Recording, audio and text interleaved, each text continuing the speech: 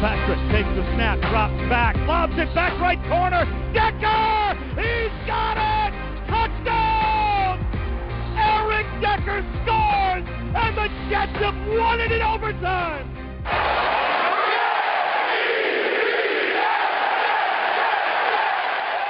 This is the Jet Take with Ben Blessington and Kyle Fahey. Welcome back to another episode of the Jet Take. I'm your host, Ben Blessington. I'm sorry I was out last week. I was sick. I'm still getting over it. But thank you. David did a good job filling in last week. And then we're going to bring on Mr. Fahey pretty shortly here. So, I mean, obviously nothing really has happened since we've last talked a week ago. Obviously the Jets won, but the last episode already covered that. The Jets have made a few hiring to their coaching staff. Still have not hired an offensive coordinator. So we're going to talk about the new coaches we added and our ideas for a possible offensive coordinator, the free agency process, the draft process. There's a lot of stuff to talk about.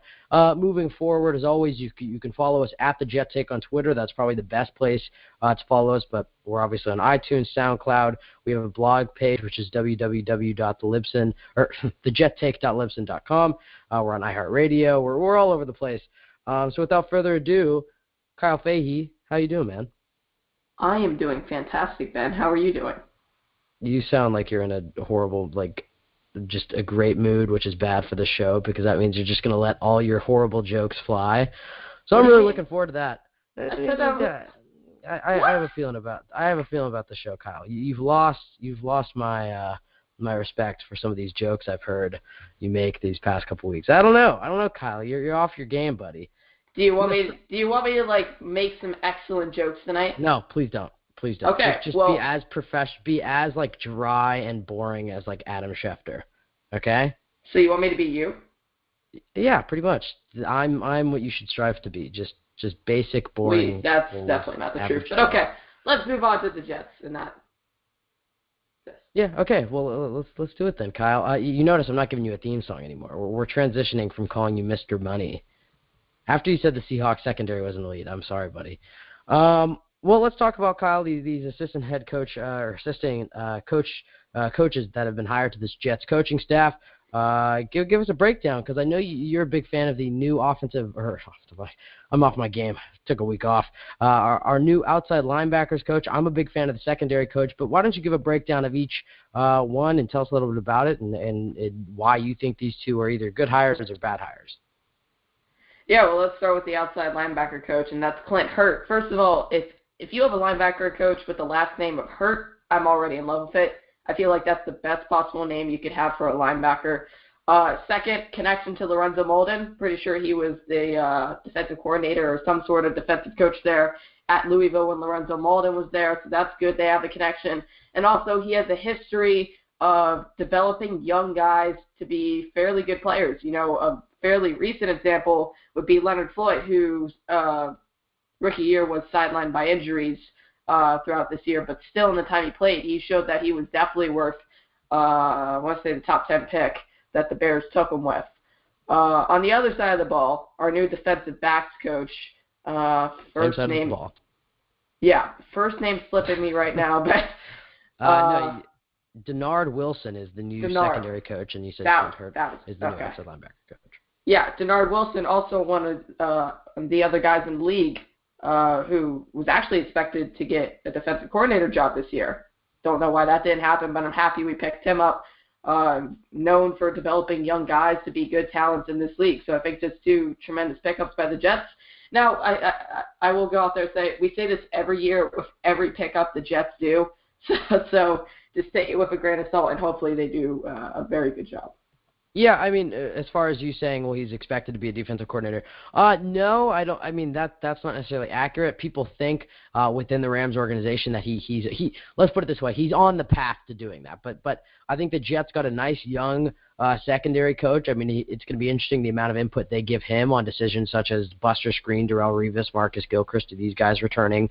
What he's going to do with Rontez Miles and Calvin Pryor. Is he going to expand guys like Justin Burris' role? I mean, he's going to have a lot of stuff, and obviously most of these decisions are going to be made by Todd Bowles and Casey Rogers. But when you bring in a big-time – I don't want to say big-time because it's not like he's a proven, defensive coordinator or whatever. He's a young secondary coach that has overseen the likes of Trumaine Johnson in the over in L.A. I was about to say St. Louis. And Trumaine Johnson is one of my favorite corners in this prospect or in this free agency class. I was talking about him all the way, I think, back in September when I watched some of his games. I mean, he's going to be a highly sought after player. I also like AJ Boye of the Texans, but no, I'm pretty sure it's Boye. It's Bouye. So we'll I thought it was Boye. We're gonna that's spell how it. I've been pronouncing. It's Boye. It's Boye. It's AJ Boye. That's what it is. Okay. No, but I think this Dennard Wilson hire is a good one. Maybe he can attract a guy like Trumaine Johnson. And we'll see what happens. And then with Hurt, him and Lorenzo Mauldin have a close relationship. If you haven't checked it out already, I believe the Jets Wire did just a little scouting report on him. Just 5 things you should know, which he also included. He had to be suspended for 2 years for like a recruiting thing back when he was in Louisville or Miami. It was a whole thing. But I think Hurt and this new secondary coach are 2 young, hot commodities that are going to help out this struggling defense. Because let's put it this way, it's not like the Jets defense doesn't have talent on paper. It's just they haven't been executing. You look at this team on paper, they were expected to be good. You look at the defensive line, I mean, all across the board, you have Muhammad Wilkerson, Sheldon Richardson, Leonard Williams, Deion Simon. Those guys should have been putting up, double-digit sacks, and instead we did not get much production from that unit. The Jets' defense as a whole had, I believe, 24 sacks on the year, and 7 of them came in week 1. So that just gives you a little perspective of how little. 5 of them came from the outside linebacker position. That's unacceptable. If Lorenzo Mauldin got 5 sacks, like just by himself, that would be like, okay, he had an average season. But the entire outside linebacker group, that means Jordan Jenkins and Lorenzo Mauldin. So there are plenty of positions where the Jets have to get themselves together. But I think Hurt, his big job is going to be developing the young outside linebackers and Lorenzo Mauldin and Jordan Jenkins and possibly another edge rusher in the draft. So I think there's 2 solid hires. Now, Kyle, switching to the other side of the ball, you jumped the gun a little early, but the actual other side of the ball, offense, which has been long neglected by Jets Nation, they need a new offensive coordinator. So who are some of your top prospects? I know we talked about this for a few weeks now, but as the pool has shrunk, as some offensive coordinators have gone places, Mike McCoy reportedly is going to Denver to team up with Vance Joseph. I believe that was a report I just read. So who are some of the new names that you're starting to hear with the Jets?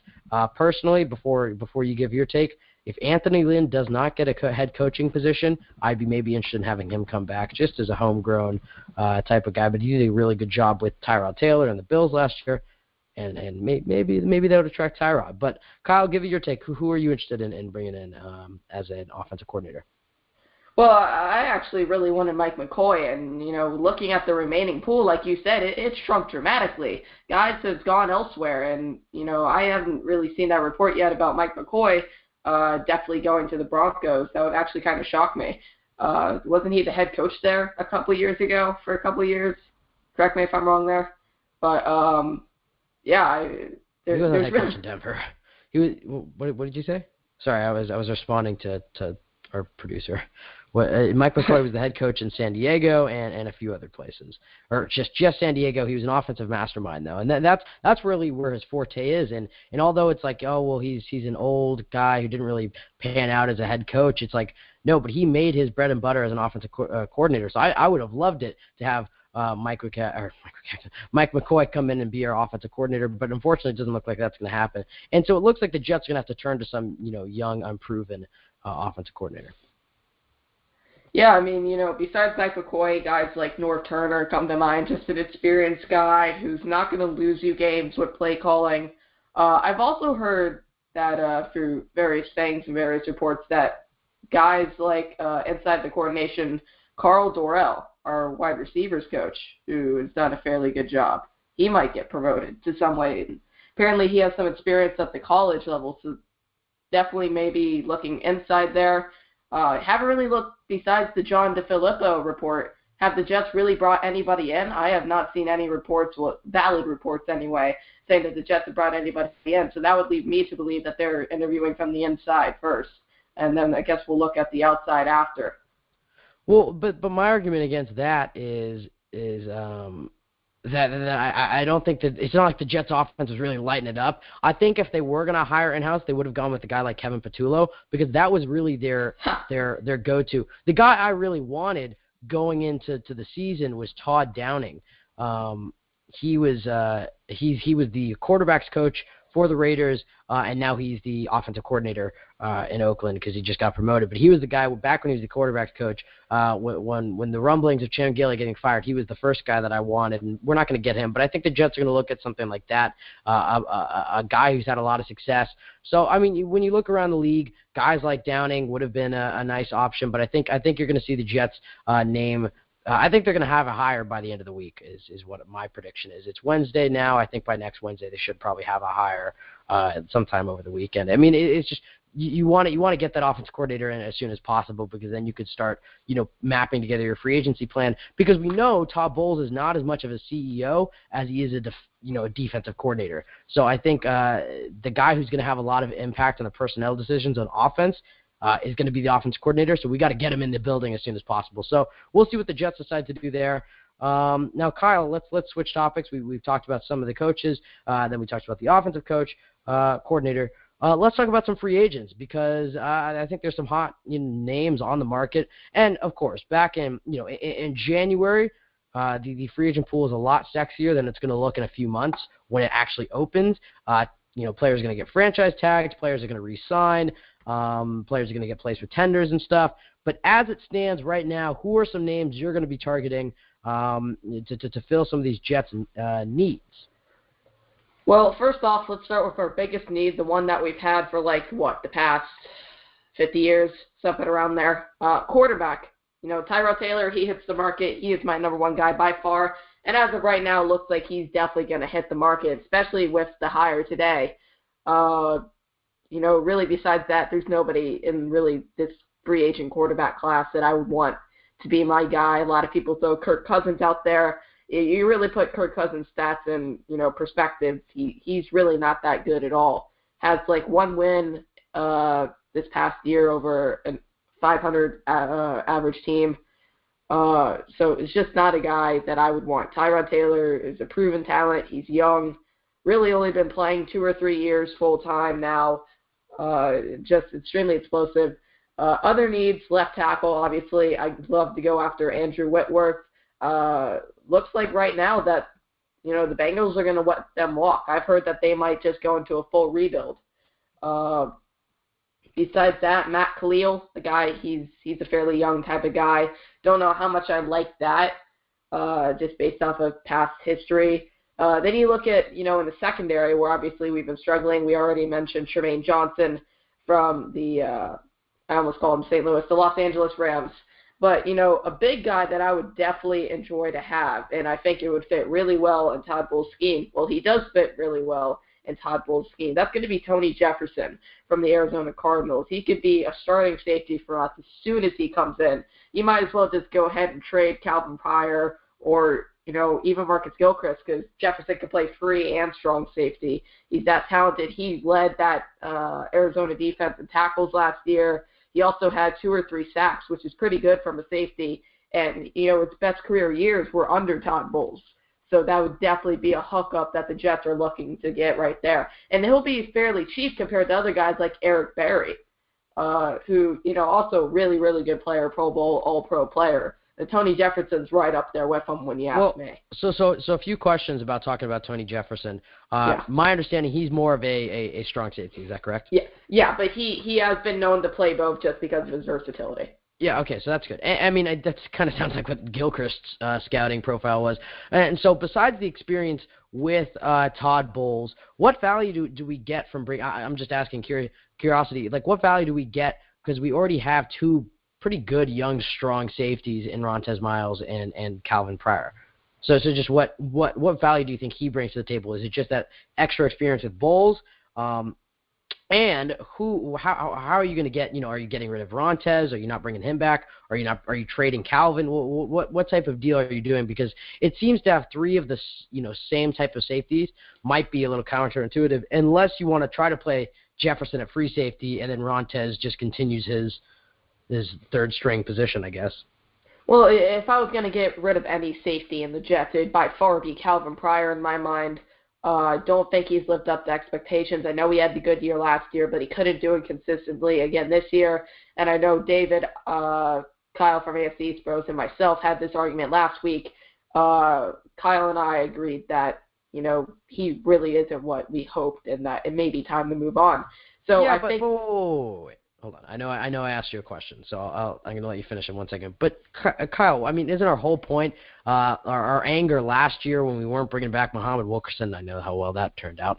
But, don't we want to, continue to have, homegrown players and talent? Because Calvin Pryor is obviously a very talented player. He didn't really come through as much as we would have liked last year, or at least taken the same growth, but it doesn't mean he's a 3-year player. It's not like he's now just going to plateau. I mean, he could improve and he'd be a Pro Bowler next year. I mean, we had Pro Bowl expectations going to this year.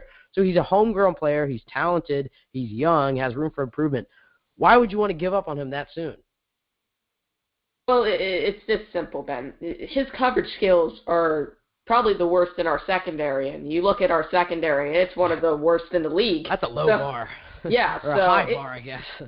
Yeah, so it's just not good from Calvin Pryor. I love him as a box safety. He does tremendous there. He's a good tackler. He's got good athleticism, but really all he does well is make big hits.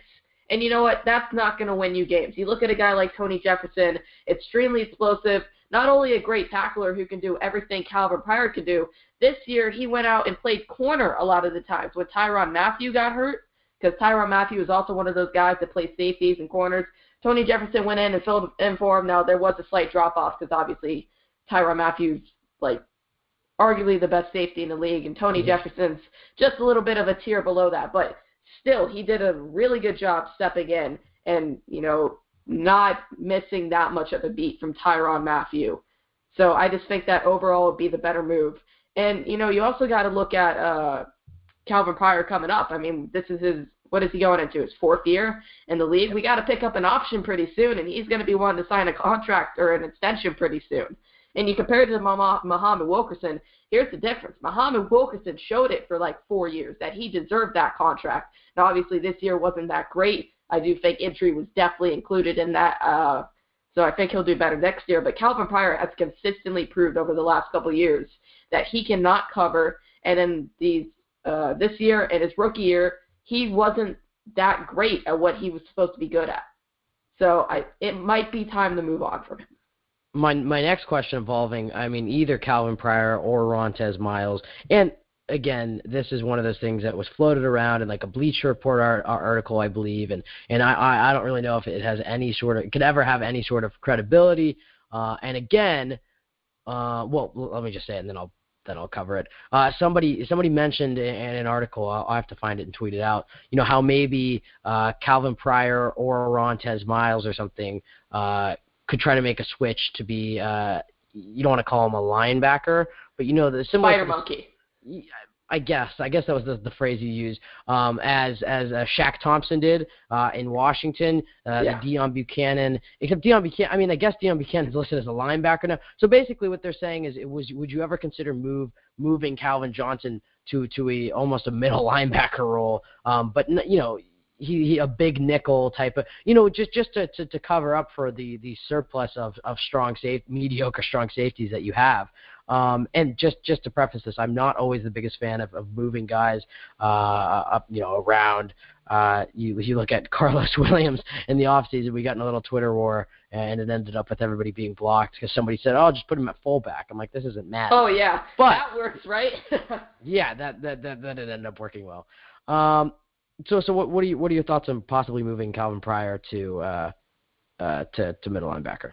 Yeah, I think you meant to say Calvin Pryor. You said Calvin Johnson. I don't blame you. We would. I'm telling you, whenever I take a week off, I always come back and I'm tongue-tied each time. Whatever.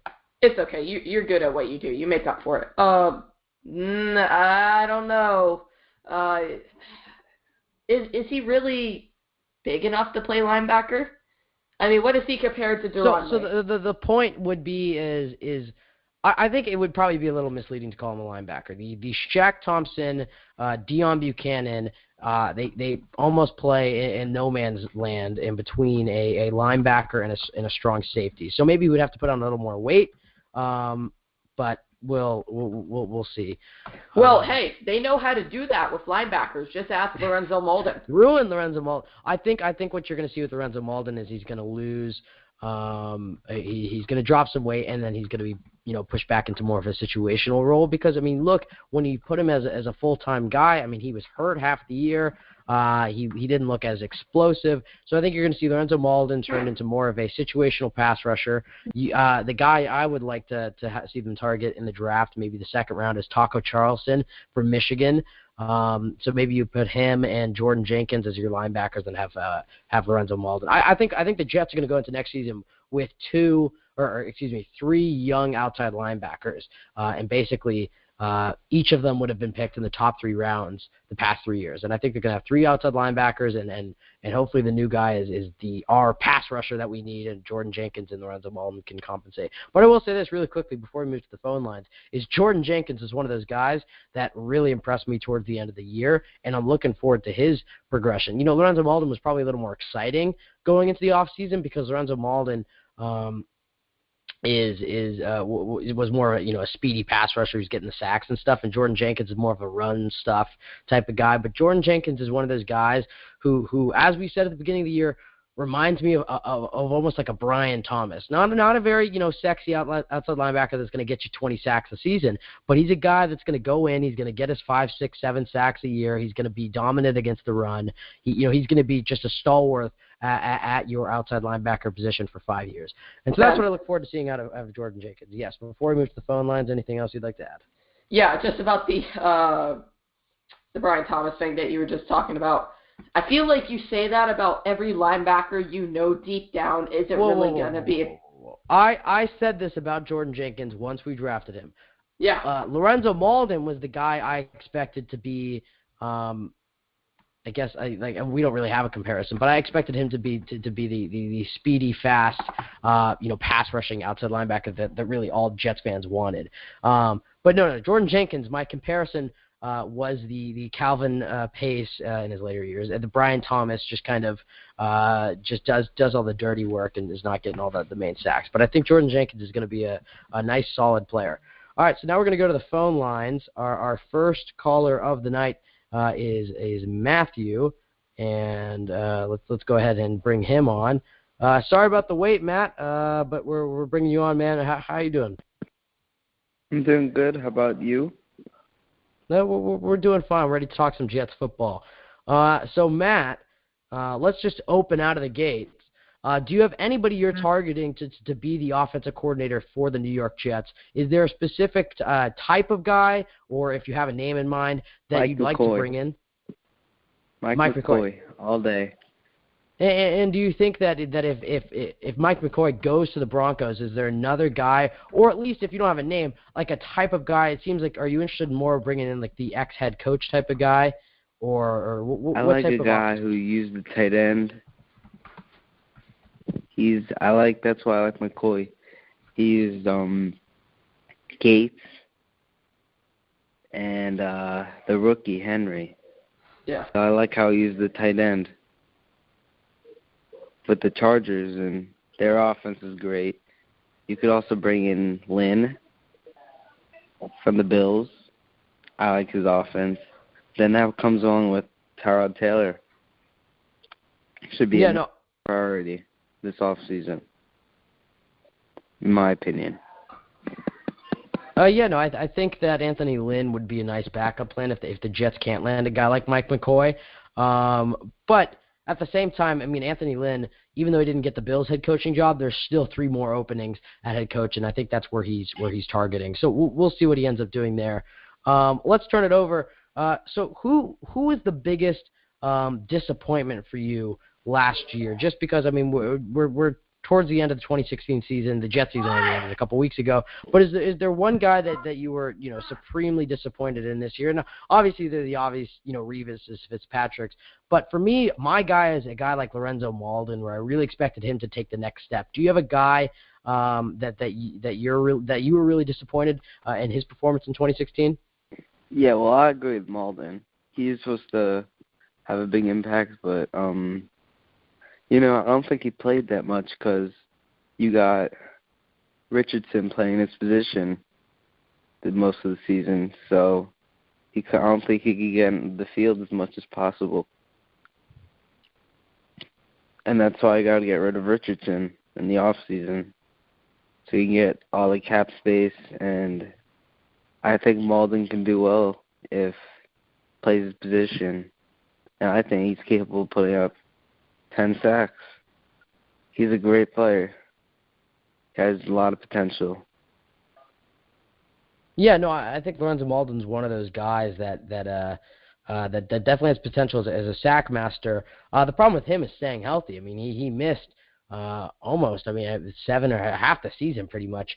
Kyle, what are your thoughts on biggest disappointment of last year? Revis. He's getting paid so much. If he didn't take a pay cut, you got to cut him. It's tough, but it's the best for the team, and you got to move on sometimes. Yeah, absolutely. What about this? Is there any possible way you would consider moving Darrelle Revis to free safety if he takes a pay cut? That seems to be a popular opinion. Oh, well, definitely. I don't think he can play corner anymore, because if you go out in the offseason and get Trumaine Johnson, because you got his corner coach, that will be big. You got to move Buster Screen back to the slot, his position where he played well at last year, because he played out of position this year. He played on the outside, and he should be in the slot, so that's why I don't think he did that well. But I think Burris can slide in and be that number 2 if you sign a guy or draft a guy.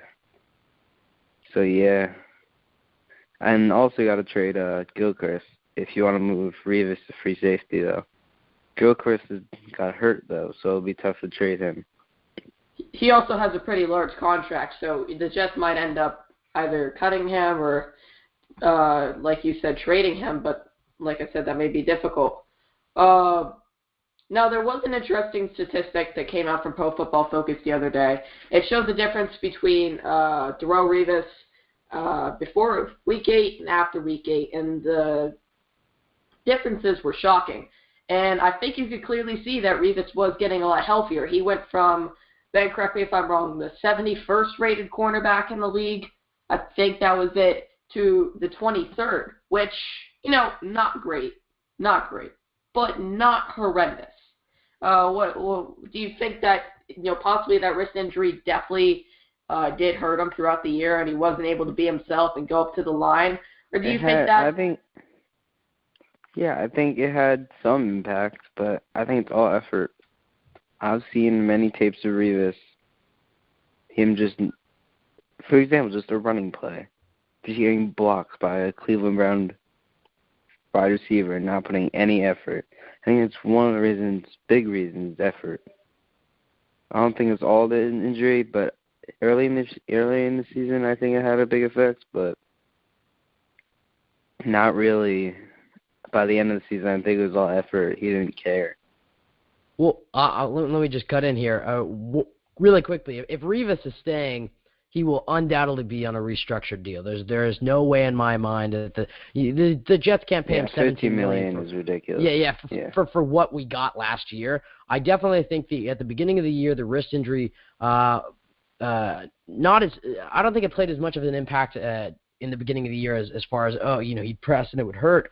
I think it played an impact over the off season because he didn't really get to start working out until midway through July. I mean, he didn't even practice the beginning of training camp, and I think that affected him. He wasn't working out as he's normally meticulous when it comes to taking care of his body, and I don't think he did that because of his wrist injury. I think that affected him at the beginning of the year, and by the time he got in shape, I think he realized that the season was over. I don't think he really got in shape until towards the first New England game we played, right around after the bye. So as far as Revis coming back, I think he's a Jets legend. You want him to come back. I don't know how good of a free safety he'd be. He could possibly be good, but it's one of those things where if he's scared to tackle, and I don't know if that was from seeing the Concussion movie or he's just slower or his body's giving up on him, but I don't know if a guy who's horrible at tackling would be great at free safety. If he does come back, I think you're going to look for a restructured deal, so his deal is going to be cut in half and shortened. And the Jets would have to bring in another corner, maybe an A.J. Bowie, as we mentioned, or Trumaine Johnson, to play the 1, and Revis would have to play the number 2 guy. I think that's what we would see. And Matt, but before we let you go, the other guys in the secondary, Screen and Gilchrist, what's your game plan on them? If you're Mike Maccagnan, are you restructuring Screen? Are you cutting him? And same thing goes for the well, I think, didn't they already restructure Screen? They restructured Screen last year, but they might have to restructure him again because he still is making quite a bit of money. When we say restructure, last year he restructured to push his money around so he could try to get Muhammad Wilkerson and Fitzpatrick. When I say restructure now, I think it would have to be taking away some of that money, or at least some of that guaranteed money. Well, I don't know about Gilchrist. He sucked. Pretty much sucked. That's the truth. That's definitely the truth. He was not very good. And Matt, really quickly before we let you go, we have a lot of callers on the line, so we're gonna have to cut you pretty soon here. Just very early open prediction, Matt. Who is going to be the starting quarterback for the Jets opening day 2017? Well, I don't think they're going to draft one in their first few picks. Hackenberg, definitely not. I think the battle will be either between Petty, and I think that they'll go out and sign one of those quarterbacks, those mediocre quarterbacks. So whoever wins that battle will be the starting quarterback. Well, that sounds That's depressing. That is really depressing. I'm depressed. If the Jets have to trot out Josh McCown, week 1, no. I'm gonna be very depressed. Well, Matt, Matt, thank you for your call. Gotta go young. Do you have a Twitter or anything where our listeners can follow you at? My Twitter is MattLevine28. All right, we will make sure to tweet you your stuff out. Matt, thank you so much for your time. Thank you. And that was Matt. Solid call for Matt there, given Gilchrist was just completely awful, according to Matt. And I agree. Marcus Gilchrist. Yeah, no. He's not wrong. Marcus Gilchrist is one of those guys that it was really just mediocre last year. We talk about him being the quarterback of the defense, especially in 2015. He played 99% of the snaps in 2015. He was durable. He was getting interceptions. He was quarterbacking the defense. But this year, I think we saw a lot more mental mistakes when it came to safety help. And again, we don't know whose fault was which, but people. People on Twitter or press conferences or whatever would say, there's supposed to be safety help or whatever. It doesn't look like Gilchrist was helping some of the corners out throughout the year. It seems like he was missing some tackles. So Kyle, what do you think the Jets should do about Marcus Gilchrist? We need to get rid of him, if I'm going to be honest, based on last year's play, as I choke on a Dorito. If we're going to go out and draft a safety... call it at the beginning of the episode or what? What do you mean? Okay, whatever. You're bad jokes, Kyle. No, I actually choked on a Dorito. That's not... okay. That's why I coughed into the microphone. And okay. I'm not dead. What is your game plan for Marcus Gilchrist, though? I don't know if I really have a game plan, if I'm going to be honest. It's going to depend on where the Jets think they should go from here. If they think they should draft a once-in-a-lifetime opportunity, Jamal Adams from LSU, who's getting comparisons to Eric Berry, Sean Taylor, from respected guys who we respect, Connor Rogers, Matt Miller, among other guys who have definitely scouted him and that we respect. And then guys like Tony Jefferson, who we can kid in on basically the same contract as Gilchrist, possibly cheaper, do a better job, and also provide a pass rush and coverage skills and tackling skills. Something I don't think we've ever had from a safety since, like, maybe Jim Leonard? Was that our, like, best safety in the past 10 years? Maybe Victor Green. I'll say last, like, no, wait, actually, when did Victor retire? We had him on the show. I should know this. He retired. Well, he left the Jets in the early 2000s. Okay. So, yeah, Jim Leonard in, like, the past 10 years. Correct me if I'm wrong. I can't really think of, like... Kerry Rhodes, Kyle. You're forgetting about... we had Kerry Rhodes. We had Jim Leonard. We had the all-time great DeJuan Landry. We had LeRon. Yeah. We had Mr. Steroids himself, LeRon Landry. Hey. The Jets have had a few. Brodney Poole. The Jets have had a few horrible free safeties in their day. And may I just say, Marcus Gilchrist was pretty, good for what we expected in 2015. It was just this year it seemed to have a lot more mental mistakes and missed tackles. And for the money we're paying him and the uncertainty about injury, because that's the other thing, he tore his MCL. We don't know how much that injury is going to impact him going into next year. He might not be able to play until training camp. So do you think that the Jets should look to restructuring him, or should it be cutting him, or should it be keeping him? That all depends on the linguistics. I'm stupid. The logistics of it behind his contract. Don't know off the top of my head if we cut him straight up, what it's going to do to our cap, and if we restructure him. I would hope to restructure him because, like you said, this kind of looked like just a bad year from him. I mean, that was basically the whole team. Maybe he can improve next year, get back to where he was the year before that, but unless he could show me that, this offseason, the Jets may have to look to the draft or in free agency to replace him. Yeah, really quickly before we go back to the phone lines, the other thing is, it depends. If you're a Jets fan who's pounding the table for a complete rebuild, then you're going to see guys like Screen, Gilchrist, Revis all gone. But if you are a fan that thinks that this roster has a lot of young talent, which it does. The problem is a lot of that talent on paper did not play up to par. We're looking at Muhammad Wilkerson and Darren Lee and Lorenzo Malden and all those guys. But if you think those guys are going to step up, maybe some of the coaching staff changes will help. And if the Jets add a few more, free agents and have a good draft, that they could be competitive again, then I don't know how many guys you can get rid of in that secondary, because you're looking at, some fans are saying, well, get rid of Screen, get rid of Revis, get rid of Gilchrist, and then you're going to start, Justin Burris. And then some people are saying trade Calvin Pryor. It's like you can't get rid of, basically every single starter in the secondary and still expect to be competitive. Well, Kyle, yes, could the Jets in theory cut Buster Screen and replace him with that money for AJ Boye? I guess, but you're gonna, AJ Boye is gonna command more money. We don't know, what type of player he's gonna be. He's a guy that's been very good for the Houston Texans, but he's in a different role than he would have to be on here. Here, he would probably be the number one corner. There's a lot of different factors. So, Kyle, before we go to the callers, what type of plan would you take if you're Mike Maccagnan? And actually, I'm gonna rephrase that. What type of plan do you think he will take? Because you have to keep in mind, one, he and Todd Bowles are on the hot seat. Yep. Two, he has brought in a lot of these players, and to blow it up and draft another guy like Mahomes or something and have 3 straight quarterbacks selected. So do you think Mike Maccagnan is going to blow it all up, or do you think he will blow off a lot of the veteran dead weight and but keep some of it and try to shovel the crappy 2016 season and then morph it into a solid 2017 season? What type of plan of action do you think he's going to take here? Yeah, I think you hit it on the nose there, Ben. They're both fighting for their jobs, and I'm surprised that one of them still has their job.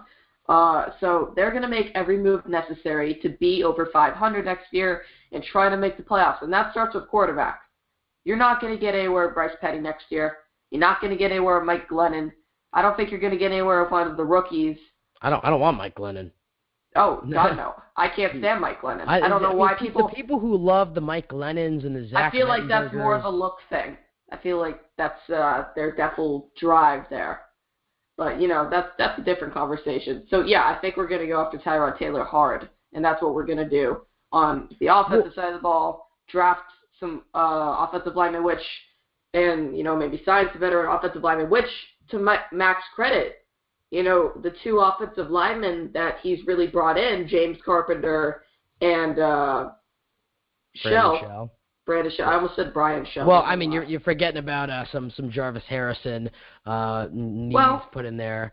There's a few other ones. Ryan Clady was not a great trade. I think Maccagnan has to focus more on the offensive line. And Kyle, sorry to cut you off, but we do have some more calls we got to get to. Really quickly, just 30-second answer. Do you think the hiring of Sean McDermott for the Bills helps or hurts the Jets' chances of reeling in Tyrod Taylor? Helps, big time. Sean McDermott has no idea what the relationship is in that locker room. He'll listen to Sammy Watkins and some other guys in that locker room who, through the vine, I've heard that some of the Clemson guys that are on that team from Rex Ryan, obviously Sammy Watkins, he was drafted previous, but Shaq Lawson, who they drafted this year, and a couple other guys on that roster who are from Clemson and know Deshaun Watson. There's a couple other guys. One of them's on the practice squad. He's like a fullback or something.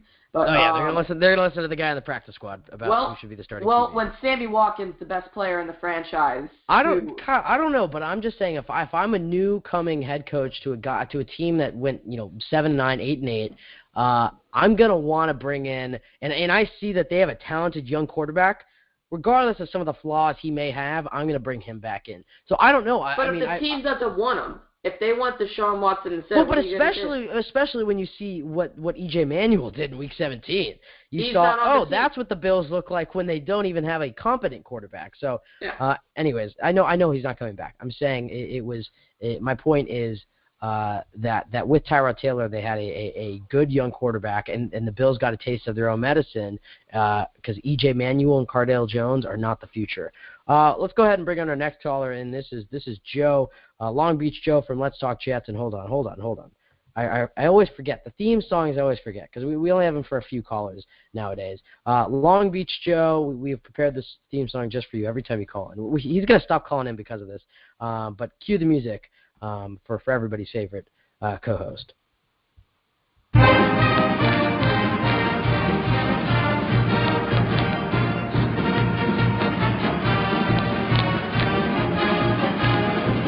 Deshaun Kaiser sucks. No, don't give us Deshaun Kaiser. Long Beach Joe, how are you doing, man? I haven't talked to you in 2 weeks because I wasn't the host last week and some other times. He spat some fire last week, just letting you know. Yeah, thank you for having me on. I was feeling much better before you guys played that theme song. You guys got to stop doing that, man. You're only ruining your own show. That song sucks, and no one likes it, but whatever. Let's talk about this team, man. Yeah, I mean, we have some new ideas for a theme song just because maybe the Notre Dame bit's getting old since they're like 4-9 or whatever. We might have to get, maybe audio of Sam Darnold throwing, some touchdown passes. That's what I'm saying. So those are nice. Maybe some Juju Smith-Schuster. Yeah, can we get the USC fight song here? Can we fight on this show? Come on, guy. Okay. Well, Joe, let's talk some Jets football.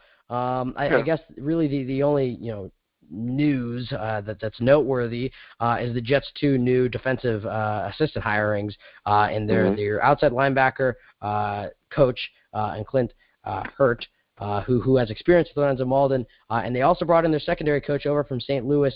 What are your thoughts on these new Jets assistant head coaches? Because, I mean, granted, every time, as Kyle mentioned, every time the Jets make a head coach or a coaching hire, it's going to be praised about how amazing it is. But these guys seem to have a genuine lot of respect around the league. Louis Riddick was tweeting even back earlier, a couple months ago, about how good the Jets' new secondary coach is. They were talking about Lorenzo Mauldin and Coach Hurt's relationship is very close. It seems like Todd Bowles made some educated and some solid hirings. What's your take? I mean, it's to be seen, but these guys have, like you said, they have a lot of people praising them at this point. I think this is vital. This is huge for us. If these guys can show up and get these guys in shape, because these two positions, our linebacker core right now, it's a mess when you look at it. Really, Darren Lee is a young guy We just got him in here. He's great at blitzing and getting around guys. He is awful in coverage. He's awful. When you look elsewhere, David Harris, he's not a three-down linebacker anymore. He's awful in coverage. Lorenzo's coming off of a bad year where they had him gain weight. It's just absolute, mayhem at that linebacking core position. And going forward, we're going to bring in a lot of young guys possibly, too, to fill some of those roles. So this is going to be a guy that's going to lead them and teach them and get them into place. So, and he's worked with some linebackers in the past. There was a young linebacker up there in Chicago. I think his name is Floyd, that he was working with. And that kid, Leonard Floyd, playing pretty well. Yeah, Leonard Floyd. Leonard Floyd up there is playing pretty well. You look at the secondary, you talk about a mess. The secondary is an absolute mess. This DB coach has, he's going to have to be working with the young guys as well. I think, Justin Burris and all these, a couple of these other younger guys, a lot of people don't talk about Darryl Roberts either. That's another young corner that's on the uprise here that was mismanaged as well, just like Justin Burris was, whatever. But, outside of being mismanaged, these guys have talent. And so if we can get a coach in here that can coach them up and help them out, because a lot of these blown coverages and mental mistakes and bad techniques, that's where it came from. A lot of these positional coaches weren't doing their jobs correctly. And again, going forward, because we're going to hopefully we get rid of a guy like Revis, and Screen I think is on the chopping block. Marcus Williams is terrible. He did nothing this year. He's probably going to be gone. Gilchrist is probably going to be gone too. You're going to have young guys in here filling up these spots, and they're going to need help and direction to get better as pros. Yeah, absolutely. I think that's definitely what the Jets were, looking to do. Bring guys in who could definitely improve upon this. Now, there is still a couple spots available on this Jets team. Don't know how coveted they are, if coveted at all. But the biggest one by far is our offensive coordinator. Now, Joe, reports are saying that Mike McCoy is probably heading to Denver. So that's the biggest guy in the market gone. So who are you looking at right now to come in and be an offensive coordinator? I don't think anybody's going to take the job. I think they're going to have to go to somebody from college. They're probably going to bring in a guy from college, unless the Raiders offensive coordinator, who is supposedly there's rumblings of him being out, maybe he'd want to come here. But realistically, when you look at that position, or something?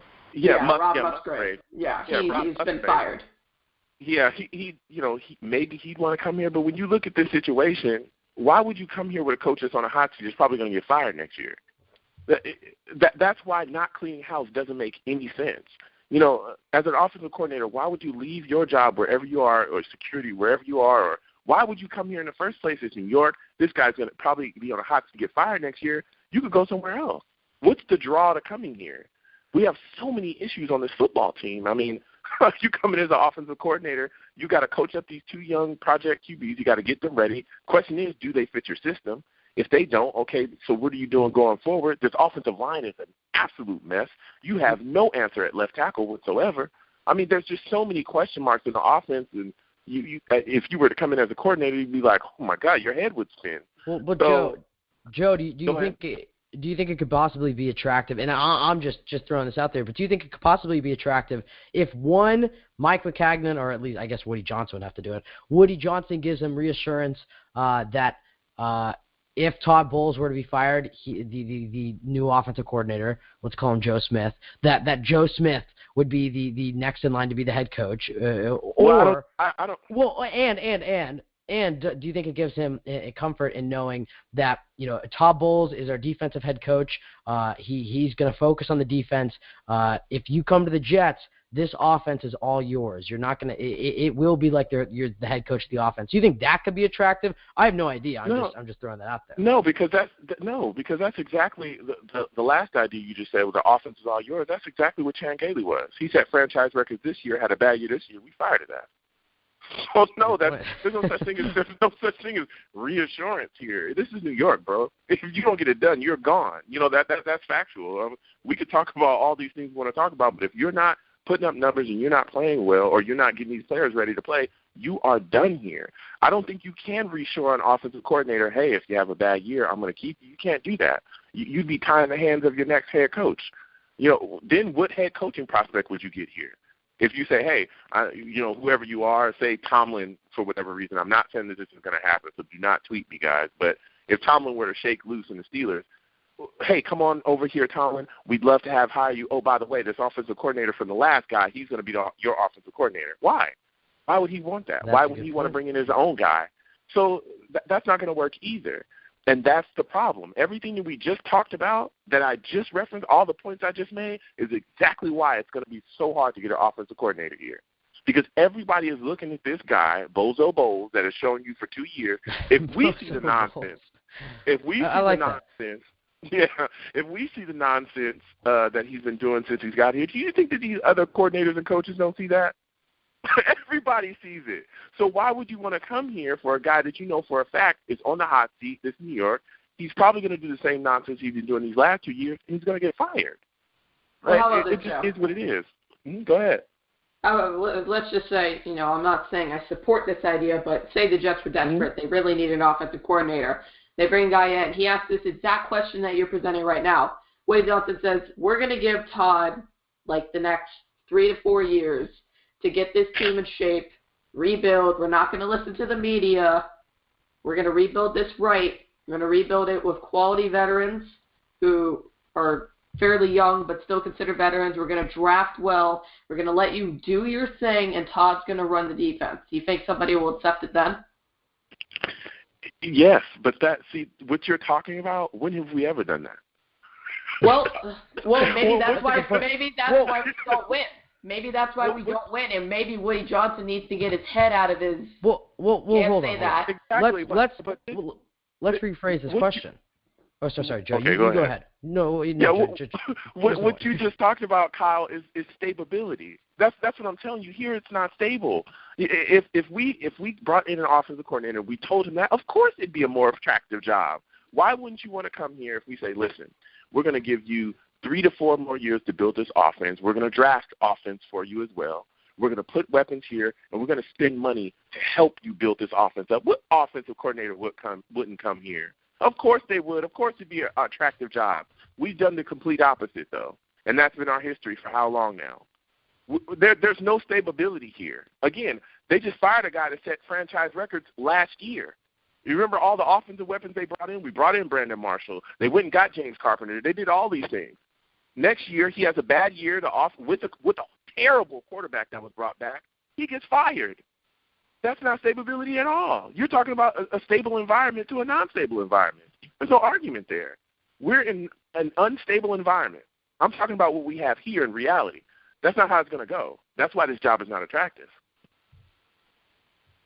I make this point. Just to play devil's advocate. Now, like I said, I don't think Woody will do this, but you do seek a bit of a change. Do you think previous Woody, or I don't want to say Woody's past, would have kept Todd Bowles after last year, what we did? You think he would have been gone? You know what? I think that Woody at this point is more worried about aspirations outside of football. I think that Woody, the thing is that Woody always makes the wrong decision. Keeping Todd Bowles is the wrong decision. It doesn't make any sense. It's like when he should pull the trigger, he doesn't. And when he shouldn't pull the trigger, he does. Woody's going to meddle regardless, okay? This whole new year, new me thing with him, that's not real, okay? We've seen him do it time and time again, from bringing in Tebow to the Nnamdi chase to all these dumb things that literally have been him trying to sell tickets, him trying to make a splash move. Hell, we don't even know this offseason if he's not going to do that. How many times have fans been yelling for Romo and Cutler and all these other guys to be brought in here that we've said time and time again, hey, that is not the guy you want to spend money on? How do you think that Woody doesn't want to look at the situation when these tickets start to default and people aren't paying to come watch this team anymore, where he won't say, oh, look, they're not buying my season tickets, we need to make a move today? Well, Joe, do you think him being in Europe, it might help if his brother, who we have no idea if he knows anything about football, but if his brother does take over as the interim owner, do you think that could help some of these decisions? Do you think it would be more of a Neil Glatt, Christopher Johnson decision-making team? I think what you have to look at is what is the power structure. Just because he's in Europe doesn't mean he can't tell his brother what to do. His brother could just be a body. That doesn't mean that he's the brain. He could still be saying, listen, in the offseason, listen, Romo, when he gets loose, go sign him. The same way he said, hey, Fitz, I don't care what you guys are talking about over here. You guys want to hold out? No, you need to get him back in here. And that's exactly what happened. So it depends, again, if we have a culture change here, an ideal change within this franchise and say, look, let's let football guys make football decisions. There's a reason why you hired these two guys. I mean, Bowles is terrible, but there's a reason why you hired Mike Maccagnan. There's a reason. So let's let him make sound decisions for this football team. And if they fail, okay, get them out of here. But if you keep force-fitting these pieces in here, things that are clearly not going to work, not even for the long-term benefit of your team, we're going to keep failing. And not only are we going to fail on the field, we're going to fail to get people in here that could even help us get better on the field, like we're doing right now. Well, and Joe, I mean, let's be honest. I mean, how amazing would it have been if Woody Johnson, announced he's going to Europe, and then instead of putting his brother in charge of the team, he puts like a Tom Coughlin or a Bill Parcells in charge of the team for the 4 years he's gone. That would have been maybe that would have been the best Christmas gift of all time. I'd be amazing with Bill Parcells. Exactly. Tom Coughlin, no. You know what it would have been even better than that? There's rumblings that Sean Payton is out. If Sean Payton does shake loose, say he does, what would have been better if you would have fired Todd Bowles and just hired Sean Payton? But you Joe, guys are absolutely correct. It's too late. Hold on. Well, yeah, because Woody can't really go back on his word now unless a guy like Sean Payton or Mike Tomlin gets free. But Joe, my counter to that is a guy like Sean Payton has gone 7-9 the last 3 years. He hasn't been to the playoffs in God knows how long. Yes, he won the Super Bowl for the Saints in 2009, and yes, you can blame it on their bad roster, but you look at that team, it's not a very well-run team, hence why he might not be there next year. So as attractive as Sean Payton was in 2009, I don't know if he's the same coach. So really quickly before we move on to the next topic, then we have to let you go, but do you think that are you really that attracted to Sean Payton as a head coaching candidate still when he's gone 7-9? I mean, he's literally the portrait of mediocrity the last 4 years. Yeah, but that every coach runs their times most of the time within those franchises. They hit these bumps where they just can't win with the current roster there. You've also got to look at how bad that defense has been for quite some time too. You got aging guys there, aging stars there, but what does that change if he could come here and change the culture here? Because we've all said he's got an offensive mind. We've got two project quarterbacks here, two young guys that are getting ready to start. We've also all talked about how there needs to be a shift in focus where we can't be so heavy defensively. We've got to start to build this offense up. We saw the success. I mean, we didn't make the playoffs the first year, but we saw a change in the team when they went 10-6. The offense was putting up numbers. Why can't we bring a guy like in here that has a winning pedigree, that's done it before, that can also bring coaches here as well to help build this football team? Because even if you want to talk about the mediocrity, you're talking about mediocrity, Todd Bowles is the picture of that. He is trash. I would rather have Sean Payton any day of the week than Todd Bowles. That's it. Either you can go into the future with this idiot, which you're going to probably fire next year, or you can bring a guy in here that's done it before, that has a winning pedigree, that's seen that championship, that can produce that championship as well.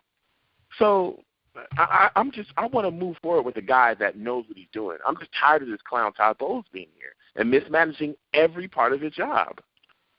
All right, well, Joe, last topic before we let you go. What is your ideal offseason for the Jets? Are you in favor of just a complete wipe out everything? Are you more of no half measures? Are you more of a guy that thinks there are some talented pieces that the Jets shouldn't discard and that there are some pieces they can build around and be somewhat competitive next year? The Broncos are calling it a reboot. Do you think the Jets can have a successful reboot, or do you think the Jets need to go all the way? Because for me, I mean, I look at it, I don't know if I'd keep Revis, but a half measure would mean keeping Screen, but putting him in making sure he's in the slot and bringing in a guy like Trumaine Johnson and maybe another draft pick. You know what I'm saying? So filling the needs through free agency, similar to what the Jets did in the 2014 offseason to go into the 2015 offseason. Do you think that is the route to go? And who knows? The Jets do have some young pieces, and that this measure would include starting like Deion Simon at nose tackle, Justin Burris at corner, or are you in favor of just wipe everything out? Screen, Gilchrist, Marshall, Decker, or Revis, you're all out. Mangold, Harris, everybody's out, and just a fresh start. Where do you fall on the spectrum? Well, I may be in the middle of that. I don't think you need to wipe everybody out, but I do think you need to get rid of a lot of these high-paid or overpaid low-production veterans. Revis needs to be gone. Gilchrist needs to be gone. Muhammad Wilkerson, you need to look to start to trade this guy. Sheldon Richardson needs to be gone, too. You need to find a way to trade him as well. There's other guys here that need to be gone. Even people are talking about getting rid of Brandon Marshall. I wouldn't have a problem with that either. I think that there are some pieces here that we can keep, though. This young wide receiving core, I think can be something. So you don't have to touch everything, but you've got to feel other positions through the draft because these guys aren't playing anyway. We've got to get younger. Next year, if people are talking about making the playoffs, you're talking about the wrong thing. That should not happen. Well, if we overachieve, it should happen, but that shouldn't be everyone's focus. Next year, it should be a rebuilding year. You need to bring youth in here. It should be a total youth movement where you get young guys in here, coach them up, and get them ready for long-term success. You keep bringing in these veteran Band-Aids with these big contracts like we'll probably plan on doing this offseason like we've seen time and time again, and we'll keep being in the same position that we are right now. So you've got to start to help these young guys come along, get young guys in here, and build this team for success. Because if you don't, we'll be done. We've got to do something with this offensive line. Clady needs to be gone. All these Mangold needs to be gone as well. We've got to start putting people in place. We can't just keep bringing in these veteran Band-Aids. It's just not going to work for us. Joe, right. good Fair stuff enough, as always. Absolute fire. Joe, you do what you do best, and then your shameless plugins. Actually, I don't want to say do what you do best because that right there is what you do best. But do the other good thing you do and give out your show's information. You guys run a great podcast, and without your podcast, I don't think this podcast would exist. So all props go to you guys. But give out you guys information. All right, thank you so much. Listen, it's Let's Talk Jets. We're live every Tuesday at 8 p.m. Eastern. Our phone number is 929-477-2651. I'm also on Facebook as well. Let me shamelessly promote it. All right, everyone go on Facebook, search Long Beach Joe. Like that page. Our content's up there. Give it a listen, guys. Also message us. We'll message you. We can go back and forth on there as well about this team. Also leave us some feedback. Let us know what you guys think about what we do over there at Let's Talk Jets. I'm also on Twitter as well at YoungJ000. That's 3 zeros. Go ahead and follow me. I'll follow you right back. You want to troll me? Hey, I'm here for the trolling as well. I'll troll you right back. I'm also on YouTube as well at YoungJ00. That's 2 zeros on YouTube, 3 on Twitter. I do weekly videos about the Jets. Also talk about the rest of the NFL. I do a weekly pick'em. I'll be doing that all the way through the Super Bowl. So go ahead and subscribe to my content, comment. I'll go back and forth with you guys as well. And as always, guys, when you see me, hey, arms out, chest open, free hugs for everyone, all right? Thank you guys for having me on my show. You guys are the absolute best, man. Thank you so much. And just warning you, our new producer, David, has been doing some awesome live tweets. So when you open your phone, I think you're going to have about 20 new notifications just at all the quotes you said. So you have a nice transcript of everything you said. I'm telling you, you guys were on the bandwagon getting Kevin, and he can live tweet. It's amazing having a producer. So props go out to David. So much easier. And thank you for your awesome takes, Joe. We'll talk to you soon, all right? All right, thank you. Talk to you guys later. And I always like to give Joe some extra time just because he is a well-trained and gives amazing takes. He has his podcast, and he knows how to spit some fire. We got to keep moving with these phone lines. We're going to be on for the next hour or so. We have quite a few callers, so we're just going to keep going with it. Our next caller of the night, who's been on hold for a while, Tyler. How you doing, man? How you doing, Ben? I'm doing good. We're talking some Jets football. Tyler, Tyler, let's talk about this new offensive coordinator position that the Jets still have had open for about 2 weeks. Is there a guy you have in mind that you'd like to bring in? Absolutely. I like Tom Moore. Okay. Assistant head coach for the Cardinals. That's definitely a possibility. I heard that he actually may be in line to replace Bruce Arians because Bruce Arians has some, I've heard, serious health concerns, but he's going to try and give it another year. So, I mean, it's definitely a possibility. Yeah, well, and so Tyler, what type of offensive coordinator are you looking to bring in? Are you wanting the former head coach that can try to fill in for Todd Bowles? Are you looking to the college ranks or a young assistant on another team? Either a young assistant or a college product. Wouldn't Tom Moore be the opposite of that? Oh, just right. maybe a bit. Tyler. Well, I mean, I'm he moving wants on. Tom Moving Moore. on. Go Yeah, ahead. okay, Go all ahead. right.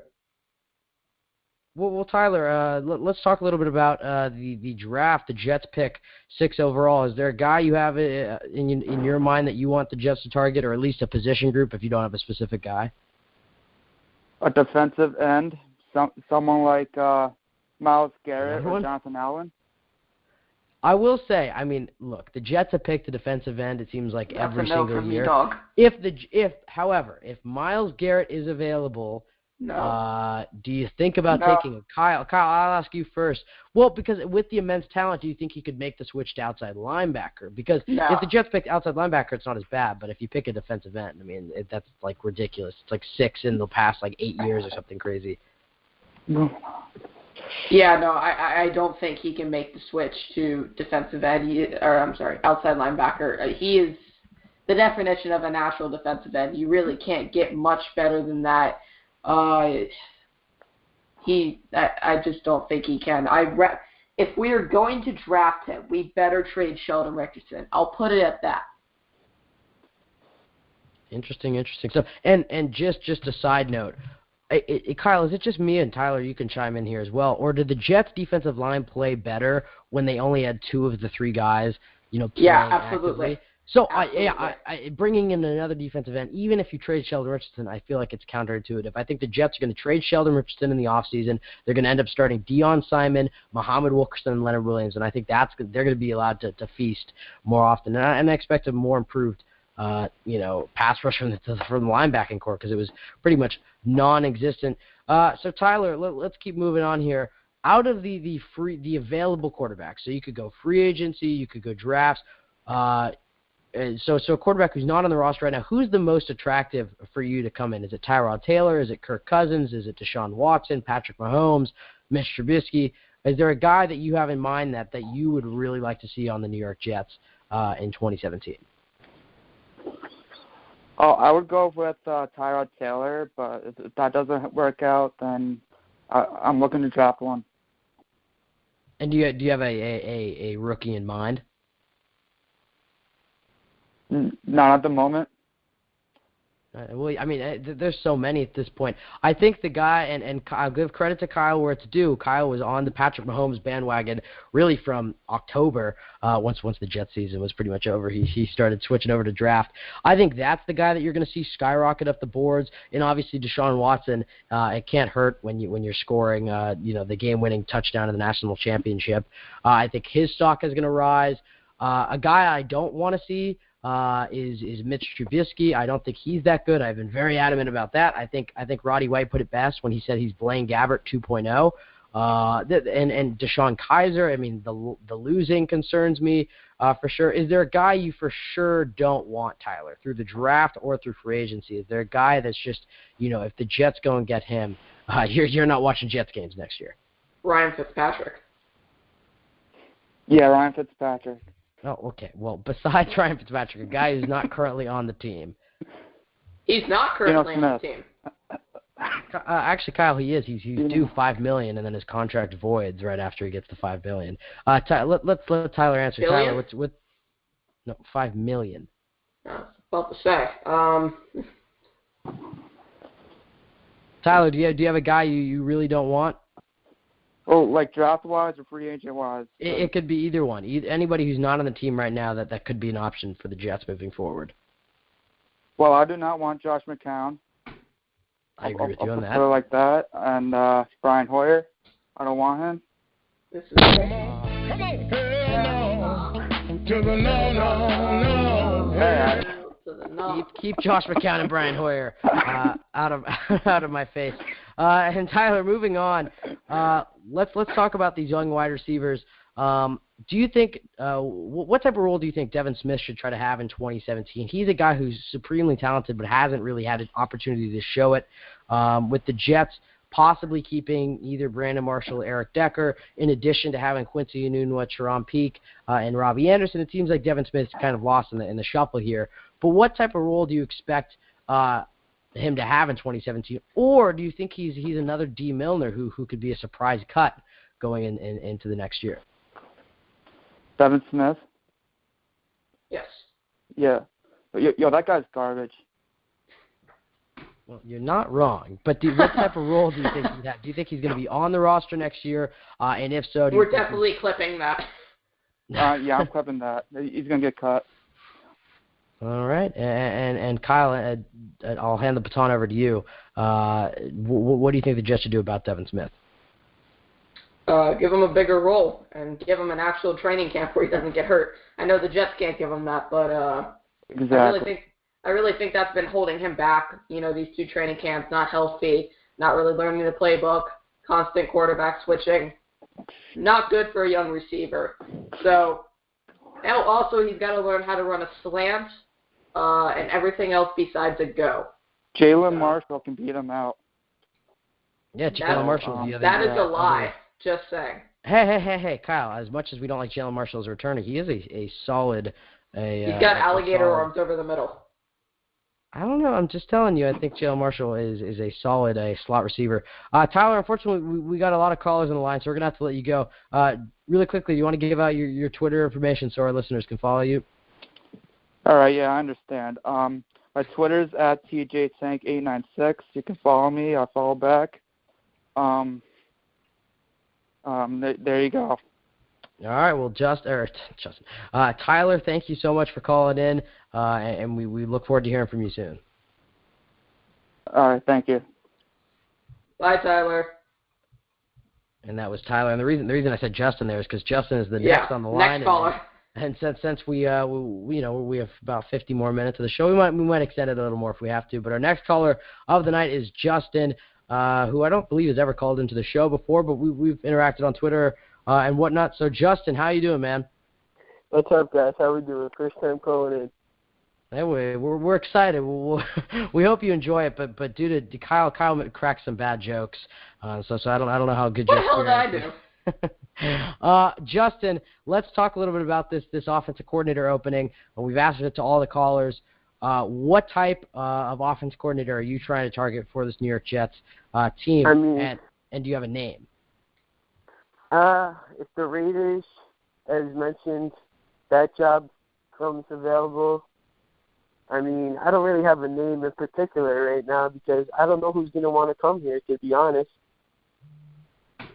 We had the same discussion with Long Beach Joe. Is this position isn't very attractive, and who would come over here?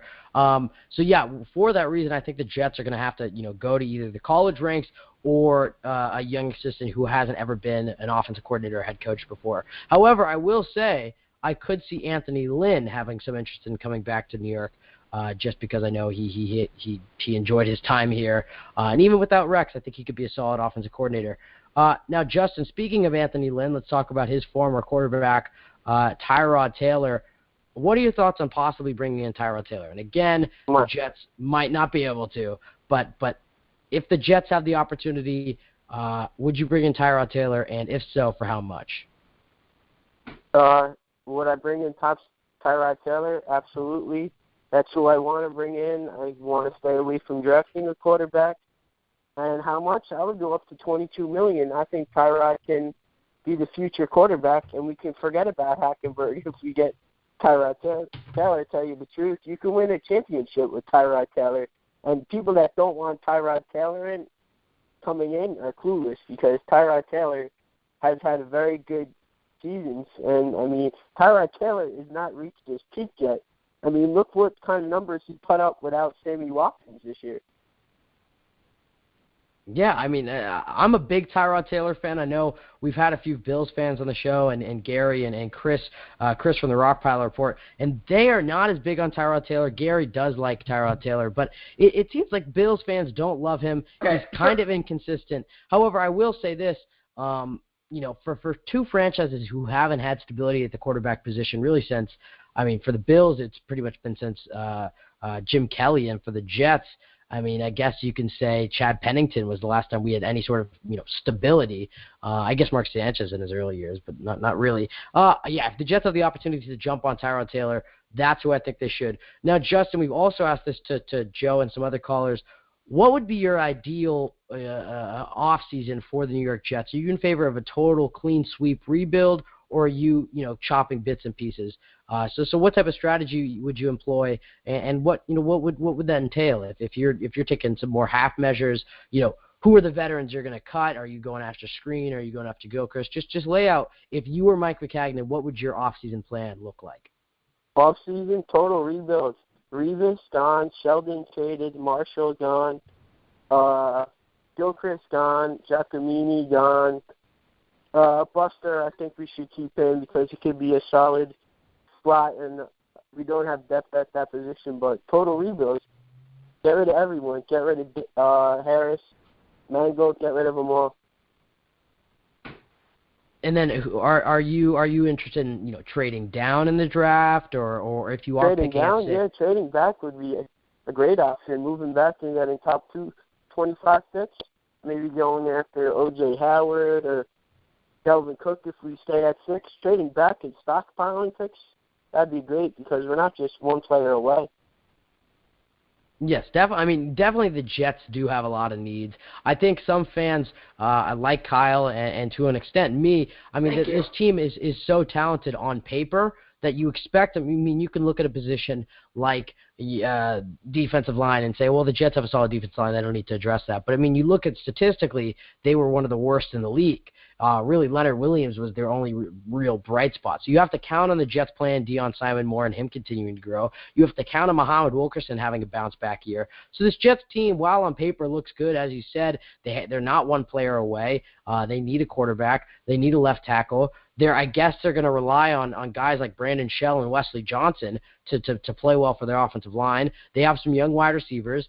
Their running back, Bilal Powell, has durability issues. Matt Forte is old, so I would probably can him, so now you have to draft that. There's your entire offense. Then you could look at the defense. The defensive line, I guess that's solid. The linebackers have some needs, and the secondary needs a complete rebuild. So this team, yeah, definitely more picks for the better. Now, similar question, but for free agency, are there any guys you're targeting in free agency? What type of strategy are you employing there? You mentioned how you would pay $22 million for Tyrod Taylor, and I agree with that fully. So does that mean you're going to be more aggressive in free agency, targeting guys like Eric Berry, Tyrod Taylor, A.J. Bowie, Trumaine Johnson, guys like that nature, or are you more of get Tyrod and then just kind of sit back, save your money, spend it on some other guys? We could. I don't know if you guys know this, but if we do the rebuild correctly, we can create up to $70 million. So my plan is attack Tyrod and build off of that, and just see what kind of strengths we need and what we're missing, weaknesses, and just build around Tyrod because he could be the guy. I think Trumaine Johnson would be an excellent sign because, his old coach we just signed, and we need cornerbacks. Tremont Johnson would be a guy I would go after, absolutely, even if Stephon Gilmore. No, yeah, for sure. I think the Jets, they're not one player away for sure, as we mentioned, but they do have potential. And if certain guys, looking at Deion Simon, Brandon Shell, Darren Lee, if guys take that leap, big time leap, then I think you could see a very talented team and a team that can contend for a wild card. Now, Justin, really quickly, moving forward, let's talk a little bit about Devin Smith. We were talking to the last caller about it. What type of role do you expect for him in 2017? Well, I think Marshall should be gone without a doubt. Up in the air with Decker, but without a doubt, Marshall should be off the team for next year. Devin Smith, we had Fitzpatrick this year, and Devin Smith couldn't even get on the field because Zombie Bulls wouldn't put him on the field. And when he finally did get on the field, Fitzpatrick couldn't get him the ball. I really think bringing in a guy like Tyrod Taylor who can throw the deep ball would be a defense nightmare throwing to Robbie Anderson and Devin Smith. I think Devin Smith needs some more reps, and with a rebuild and getting rid of older receiver like Marshall could help out Devin Smith. Yeah, no, for sure. Yeah, Kyle was. Kyle fell asleep at the wheel there. No, for Devin Smith, absolutely. The one thing I would That was a good joke, Kyle. The one thing I will say, though, about Devin Smith is I'm worried about his hands. Although he hasn't gotten too much of an opportunity, I look at the drop touchdown in Houston, even the drop touchdown against the Patriots this year, where, I mean, obviously the Jets was in by 28 points or something about that point, but, I mean, an easy catch, just dropped in the end zone. For Devin Smith, I mean, he has hands issues, he has durability issues, he doesn't have that many routes under his belt. I mean, it's really a head-scratching pick when you look back on it, but he is supremely talented. He does have top-end speed. Still on a rookie contract, so, I mean... Yeah, and he's still on his rookie contract. Yeah, and it's one of those things where I don't think the Jets should cut him or anything like that. I think you put him, you keep him on your team, you play him as your fifth, fourth wide receiver. Maybe some injuries happen, he gets his shot and he proves his mettle. But for Devin Smith, for right now, I think he's in a prove-it type of mode because he has not been able to stay healthy when he's been given any sort of chance. And Justin, before we let you go, let's talk a little bit about Todd Bowles. You mentioned zombie Bowles, so I'm gonna go out on a limb here and say you're not Todd Bowles' biggest fan. Do you believe that he can be the guy to be a part of this rebuild and take him to the playoffs, or do you think that the Jets won't get back to the playoffs with under Todd Bowles? Well, I think he should have been fired after this year because he had terrible time management. He didn't show any signs of improving as a coach. And we didn't have not a talented roster. I mean, we had a pretty talented roster too. But, I mean, he's playing Sheldon at outside linebacker. I don't know if Bowles is the right guy for this because we had a lot of problems in the locker room and accountability, but I don't know if Bowles is the right guy for the job. Yeah, for me, I mean, the biggest issues with Bowles is not only did he not improve on his clock management from his rookie year to his second year, but it just seems like a lot of guys, and I don't know if this is true, I'm not in the locker room, but it seems like a lot of guys just didn't have that much respect for him or something. Towards the end of the year, guys were just giving up on plays. It didn't look like they were trying. It was really a sign of a dysfunctional team. And now, just to clarify, you would put more blame on Bowles than you would put on Maccagnan, because Maccagnan is a guy I haven't seen that much blame thrown at, because, as you said, I mean, on paper he built a pretty talented team, but a lot of his signings and draft picks are not panning out. But who would you put more blame on? More blame on Bowles, definitely. I mean, Maccagnan, don't get me wrong, he's had his share of not good picks and overdrafting guys and missing on talent. But, I mean, Bowles is the guy that's afraid to bench guys that aren't tackling and play younger guys. So, I mean, guys that throw 6 interceptions and he won't bench them. So, absolutely, Bowles. No, yeah, for sure. And Justin, before we let you go, I think the real reason, I mean, the Jet Take knows who you are is through Twitter. And one of the things, I mean, I think we went back and forth on all the time was the Geno Smith versus Ryan Fitzpatrick. You were a big Geno Smith supporter. Do you think that there's any possibility he could return to the team in 2017 and be the starter, barring that his knee is completely healthy? Well, I mean, do I think he's going to come back? No. Do I still think he's one of the best options besides Tyrod if the Bills get rid of him? Yes. I mean, the guy can still start because he is still better than Petty. And, I mean, we got talent around him, so, I mean, Geno Smith wouldn't be a bad option, but who knows, because we could have had Geno in the game to save the season with Ryan Fitzpatrick, and Todd Bowles waited too long. So I don't think that's even going to be an option come the offseason. Justin, good stuff, man. I mean, I'm happy. I'm sorry we couldn't have you on for longer. We just we took so much time with Joe earlier on, and some other callers that we're having to cram some at the end here. But Justin, good stuff, man. Give out your Twitter for some of our listeners to give you a follow. All right, at Justin2413. All right, we will make sure to tweet that out. Justin, good stuff, man. Looking forward to possibly hearing from you at some point in the future. All right, yeah. Consider me a regular caller now. Thanks, guys. Good to know. See you, Justin. And that was Justin. And again, we're just going to keep moving through these phone lines. Kyle, actually, I do want to take one 2-minute break before we move on. Kyle, let's talk about this, the Maccagnan, versus Bowles, blame boat. Who do you think deserves more blame in the Jets, 5-11 season? Todd Bowles, definitely. Not even a question in my mind. And give me specific reasons why. I mean, I know we hate his clock management, but as Justin and I were talking about, we didn't feel like the respect was there through the veterans and some other stuff. But when you look at it, and although Maccagnan did build a talented team on paper, not on the field, you look at some of the guys Maccagnan brought in. Specifically, you can look at Marcus Gilchrist. The Darrelle Revis signing did not pan out. Some of his draft picks in Christian Hackenberg and Devin Smith and Jarvis Harrison and trades for Ryan Clady and Darren Lee hasn't been that good. Lorenzo Malden and Jordan Jenkins haven't been that good of players. Really, the only position he's solidified has been the wide receiver position. But you look at what he took over for. The QB was uncertain, but we at least had a young prospect. So I guess that's kind of the same thing. Running backs, would you say we're worse off in 2014? I guess we had Chris Johnson and who's our running backs? Chris Johnson and Kyle, help me out here. 2014, who are our starting running backs? Chris Johnson, Bilal Powell. Is there anybody else? Chris Ivory. Oh, Chris Ivory, that's what it was. Chris Ivory and Chris Johnson and Bilal Powell. I mean, I mean that was pretty bad. Except Chris Ivory was a solid running back, so I guess you can say that's kind of a wash, except Bilal Powell is turning out to be a really good player when healthy. So he made wide receivers better. He didn't do anything with quarterbacks. He hasn't really changed that much anything at running back. You look at the tight end, we've gotten worse.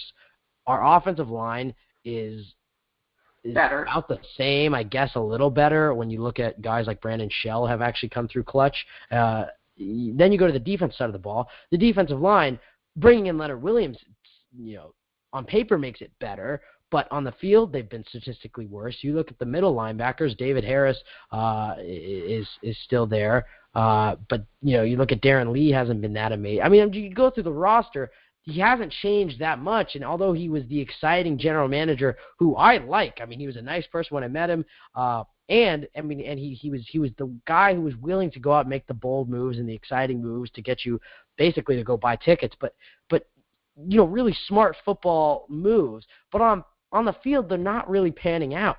So where do you? I know you lie most of the blame with Todd Bowles, but what type of percentage would you give to the blame to go to Todd Bowles, and what type of blame would you put on Mike Maccagnan? I would have put this at 60-30 or 60-40. Wow, great match. Wow. 60-30. And then 10% goes to Kyle for his horrible. Yeah, I was gonna say 70-30. And I'm like, it should be 60-40 because we still don't have a quarterback. So it was just muddy Florida education. I can say that. But yeah, I would keep it at 60-40. I feel like that's about right. Yeah, we haven't found a quarterback. Also, Todd Bowles has completely mismanaged this roster. We have running backs. We have wide receivers. Todd didn't know when to put in Geno Smith. Just stupid coaching decisions all around the team. Young players not being utilized to their full potential in favor of guys who have bigger contracts. Don't know if that's from Woody or that's just Todd trying to keep his veterans in the locker room happy. And you said a little bit earlier on that veterans, they didn't really respect them. That sounds like Todd Bowles' problem. If your players aren't respecting you, there's a reason behind it, and you need to fix that. So I'll go 60-40, Todd Bowles. All right, well, let's go ahead and move on with the callers. Our next caller of the night is Alex, and then after that we'll have Ryan on. But Alex, you're first in the batting order. How are you doing tonight, man? Hey, guys, what's going on? We're doing good. Thanks for having me on. Thanks for coming on. I think the off season is definitely our favorite time of the year as Jets fans because we can basically say whatever we want about this team. This team, we could say that they're going to go to the Super Bowl next year because it seems like the Jets always win the off season. So let's talk about some off season moves. Let's just start it off. The Jets pick number 6 in the draft. Is there a guy you're specifically targeting for that 6th pick? Well, I guess it would really based on what they do with the free agency. If they do shore up the quarterback situation by, like you guys said, going after Tyrod or going after one of these middle-of-the-road quarterbacks, maybe like a Leonard Fournette would probably be available at the 6th pick or, maybe one of those premier edge rushers. I could definitely see the Jets doing that, of course. So probably somewhere in that realm.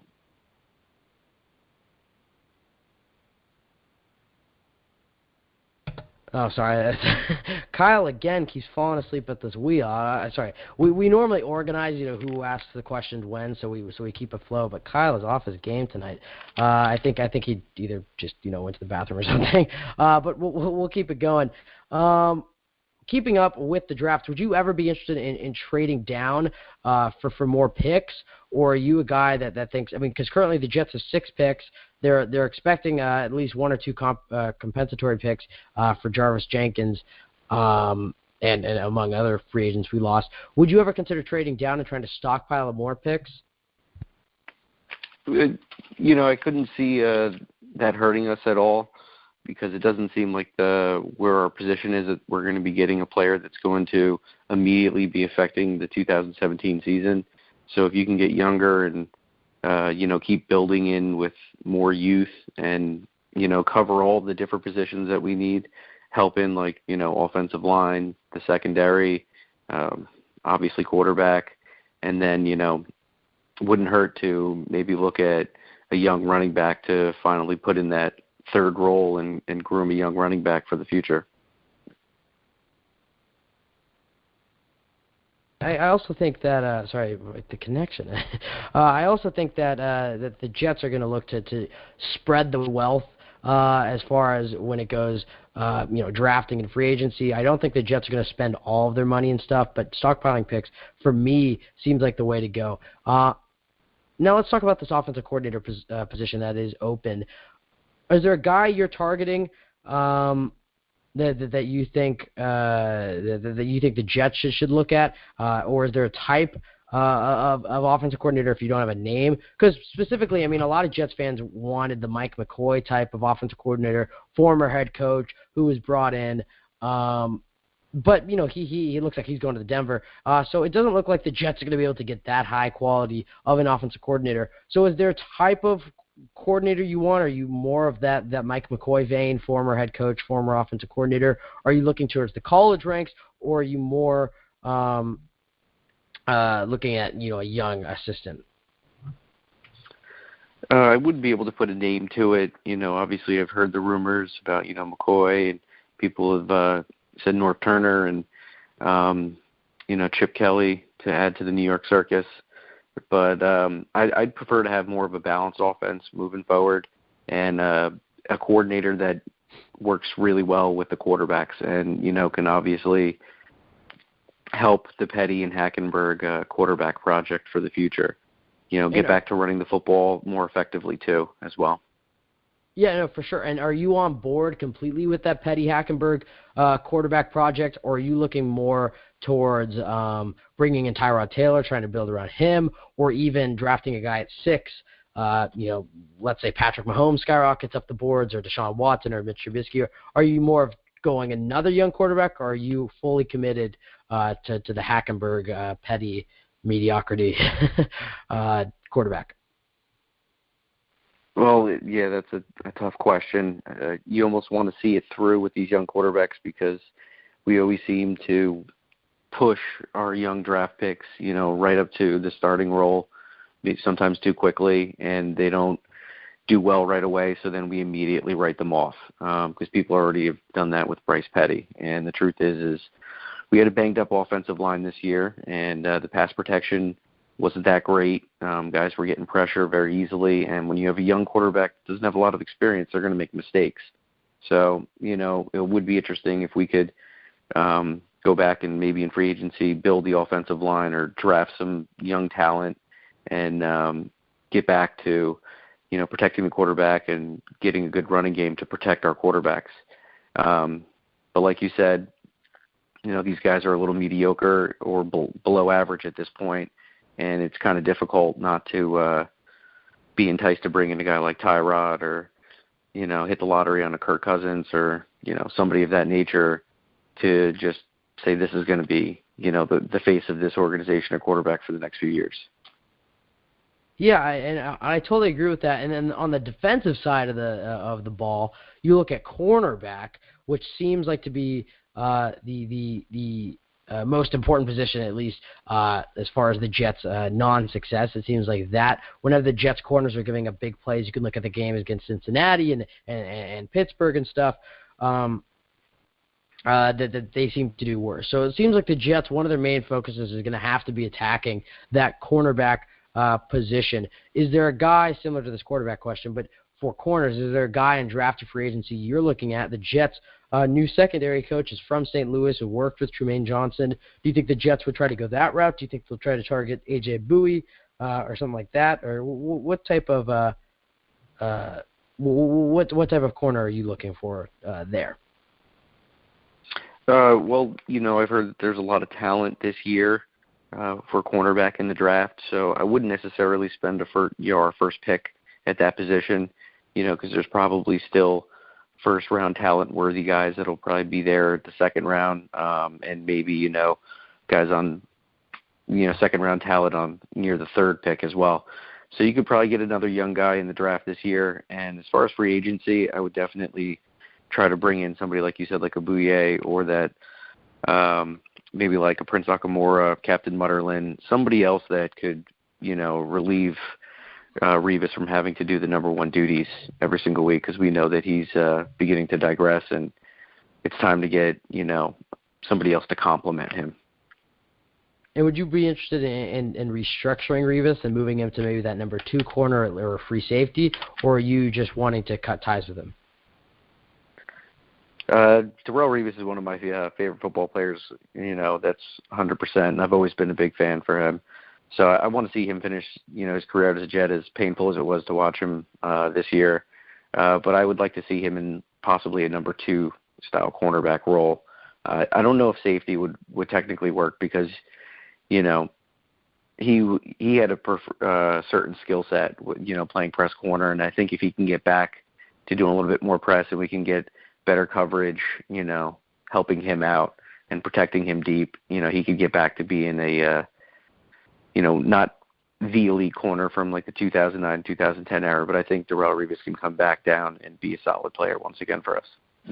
Yeah, especially when he gets a full off season of working out and whatnot. And really quickly, before we have to let you go, sorry about that, but really quickly, let's talk about this new outside linebacker coach, Clint Hurtt. We're thinking that a big part of his responsibility is going to be developing these young linebackers and Lorenzo Malden, who he has a background with, but even guys like Jordan Jenkins. And you could even go as far as saying, Freddie Bishop or Corey Lemonnier, who really only played in that last game.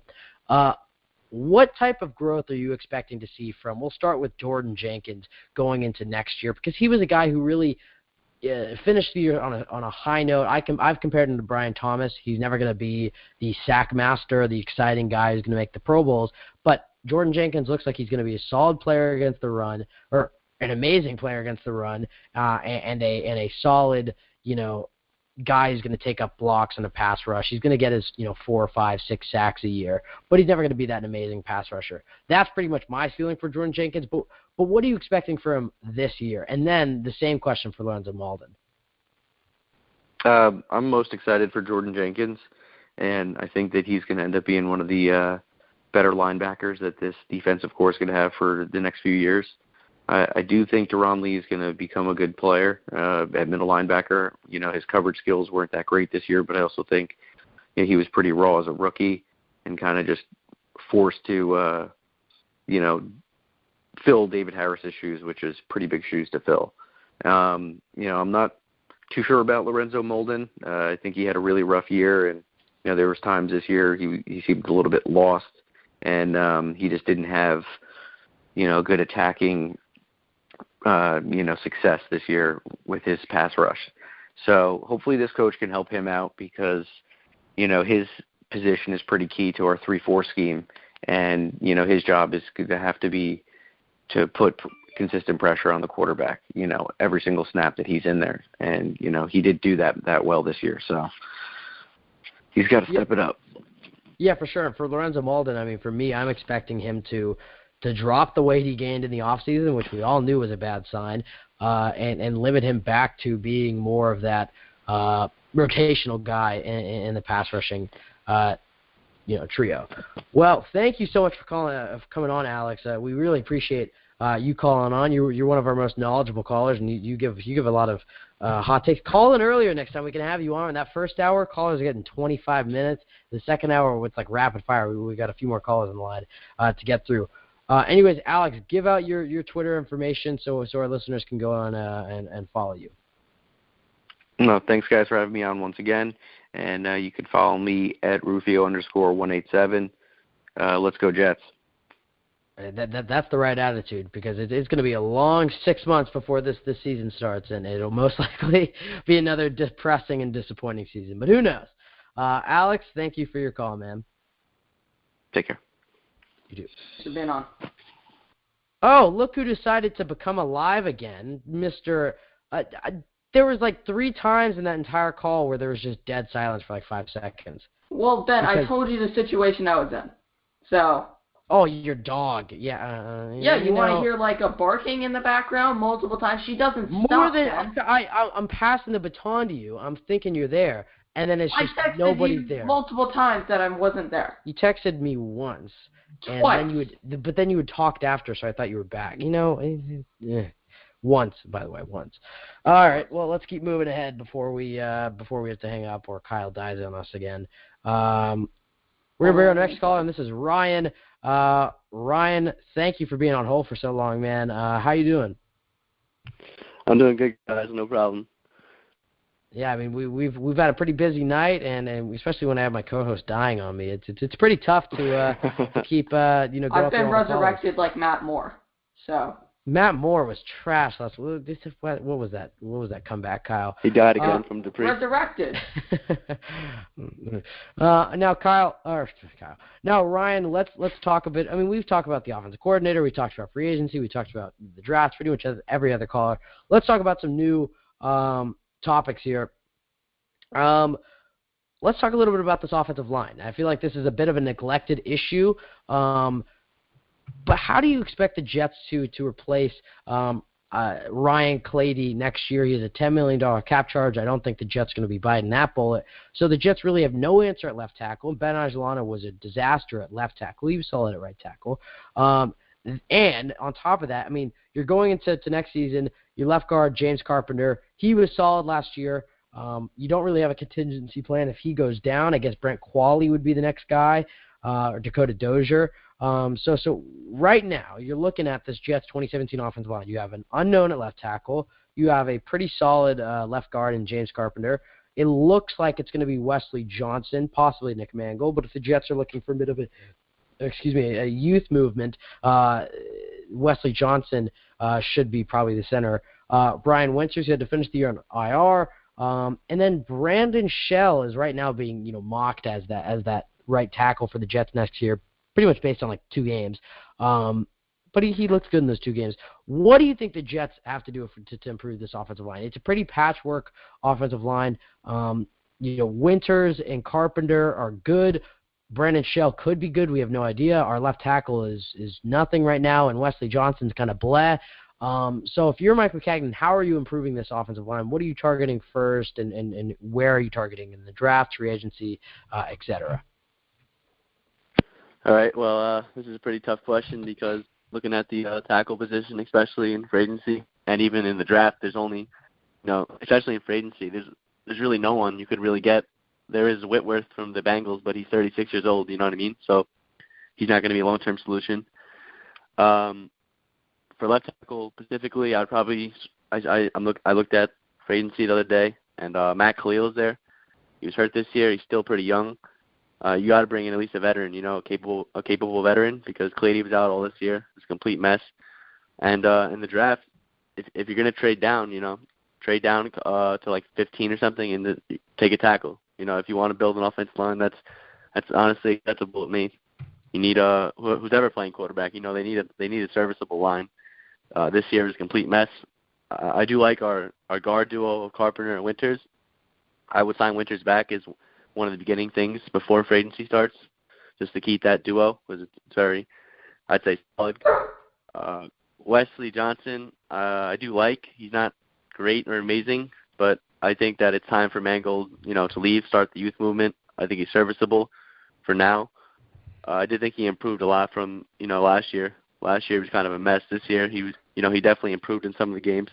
And I honestly like Brandon Shell. We only got like a 2-3 game sample, but in that 2-3 game sample, he was so much better than Brino Giacomini this year, and the rotation of Ijolana and Quali. So, I mean, I hope he's something to build off of, Yeah, but, absolutely. Then again, good stuff. Yeah, okay, yeah, Kyle. Just gonna jump in after your dog interrupted him like twice, but whatever. Kyle, I'll give you the baton since you've been dead for the last 40 minutes or so. Go ahead. And actually, really quickly, Ryan, I just want to ask you, how optimistic are you on this offensive line? Because although it's a lot of question marks, it seems like there are some good young pieces. And based off the way, you're selling Brandon Shell and stuff, it seems like you have some sort of hope. And you look at these good teams like the Raiders and the Cowboys, they built through their offensive line. I'm not a believer, especially in a weak offensive line class, of taking one at 6 overall. But I do think the Jets should address this in the second round and in free agency. But how optimistic are you on the for the offensive line? Well, I'm definitely not the most optimistic guy, but considering what we had this year, I mean, it's kind of hard to get worse. And I think that, signing a veteran and not having Ijolana at left tackle will be an improvement. And I think Brandon Shell at right tackle, he should have been starting for majority of the year. So I think that was a mistake. But then again, this year was a lost year anyway. So I think our line will improve next year. I just don't know how much. I mean, we definitely hope for improvement. Pro Football Focus came out with their rankings today of offensive line, and our best by far was James Carpenter. They had us ranked overall, I believe, as the 22nd offensive line, so we definitely need to improve there. Is there anybody in the draft you're looking at? I know I have a couple guys who I think could come in and probably start for day one, but is there anybody that you like? I like Ken Robinson, but definitely not at 6. I would trade back for him to probably like the 20s in the draft, but then I would trade back twice. So that's kind of, that's not really what I want to do, because I kind of, at 6, like I said, last week when I called in, I kind of want Jamal Adams. He's the guy I'm really keying on in. But, if, like I said before, though, I'm not opposed to getting an offensive lineman in this draft class. I know it's a weak class, but we you need to protect the quarterback. Yeah, absolutely. Now, say we did draft Jamal Adams. Which safety are you getting rid of? Because he can play both free safety and strong safety. Yeah. Who would you get rid of, Calvin Pryor or Marcus Gilchrist? I'm getting rid of Gilchrist regardless. What we do in free agency. I don't think he's worth his price tag. He had a pretty down year. I felt bad for his injury, but I think it's time to move on. It really wasn't a successful signing. And, Pryor, I'm really not that high on Pryor either, to be honest. So if we're offered like a 4th or a 5th round, I'd chip him out of here. I mean, I like Pryor as a guy, but do you guys really think we're going to extend him in the future? Well, and that was I'm the a believer. point I was making earlier. Well, hold on. I am a believer in Calvin Pryor. He is one of those homegrown talents. The only reason he's getting a little overshadowed is because Rontez Miles is behind him, who seems like he's putting in a lot, more effort at times. But Calvin Pryor is a very talented player. He's homegrown. He's a guy who's, blossom under Bowles. He didn't have a bad season last year. It was just, he kind of plateaued from where he was in 2015. He needed to have that Pro Bowl leap. So I'm not willing to give up on Calvin Pryor just yet. I agree with you, though, if we do draft Jamal Adams. And, I don't know about drafting him at 6, but, I mean, he wouldn't be a bad pick for sure. You would be very lucky to get him at 1. That's the type of prospect he is. Kyle cut out there a little bit. But, I did. I think all right, Kyle's cutting out.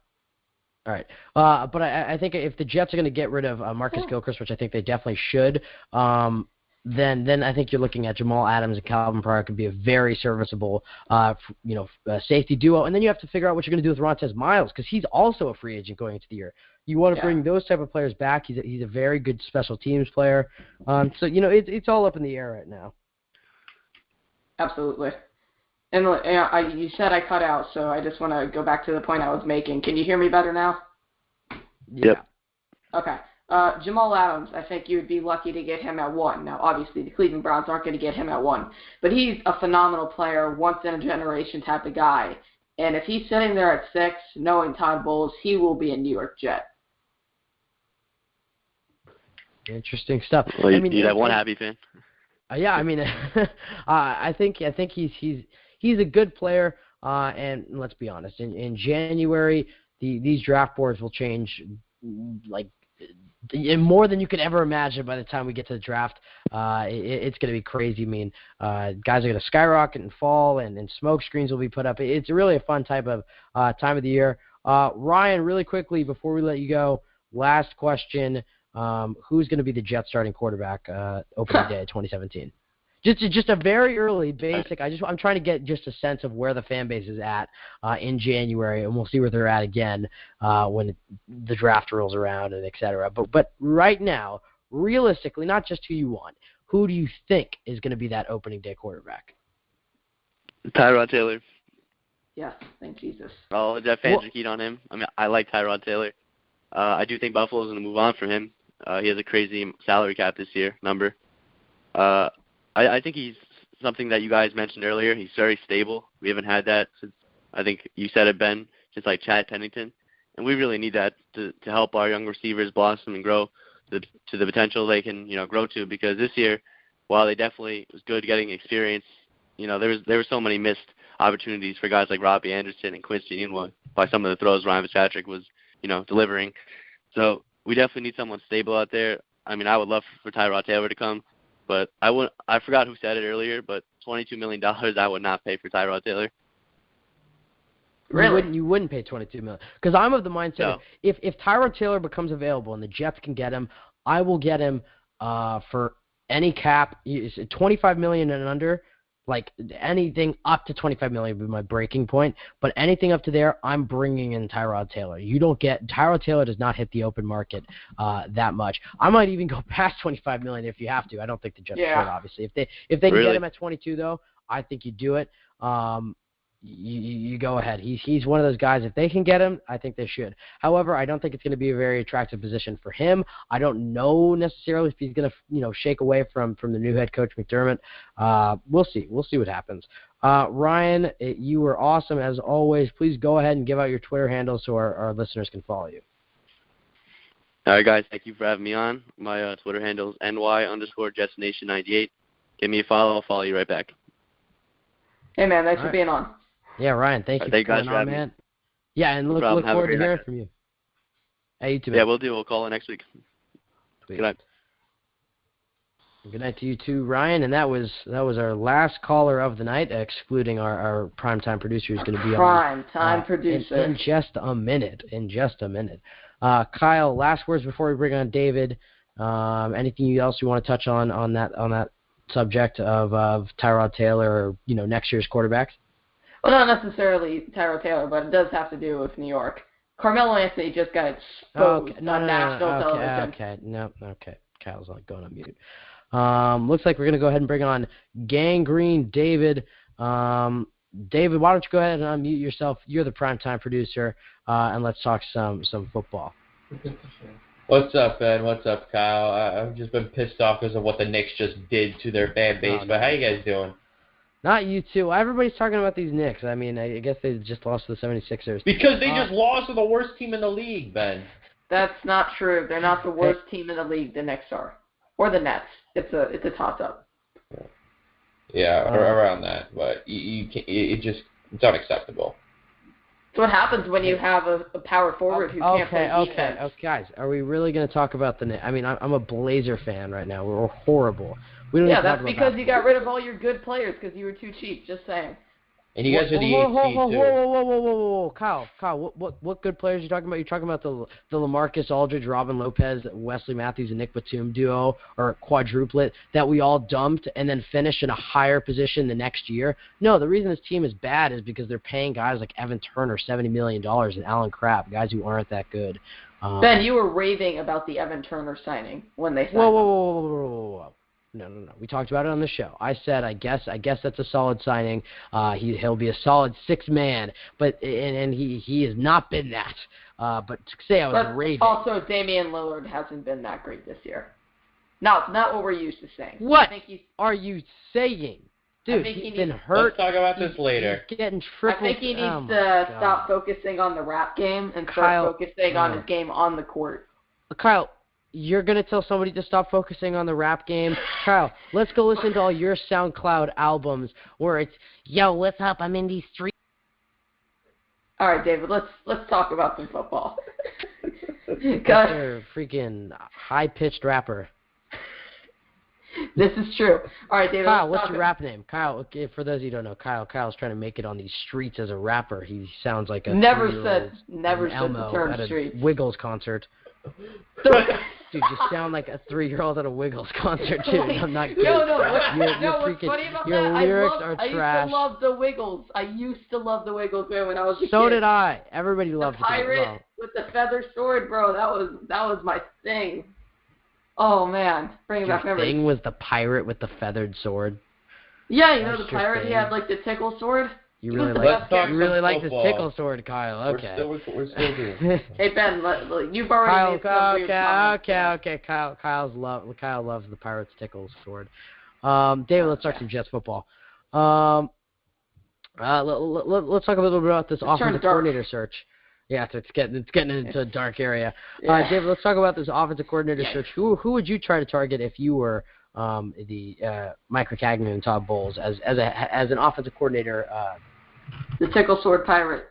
Okay, be quiet, Kyle. All right, relax. But anyhow, I was actually expressing this last week, and if we're gonna bring an offensive coordinator, I want someone who has experience and who can manage an elite offense like the Jets have, because in my mind, I think the Jets offense is very, very elite.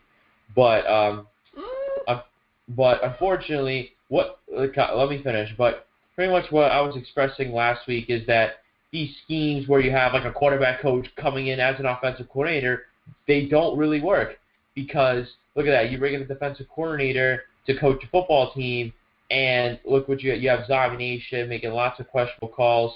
And you have a lot of questions at coach.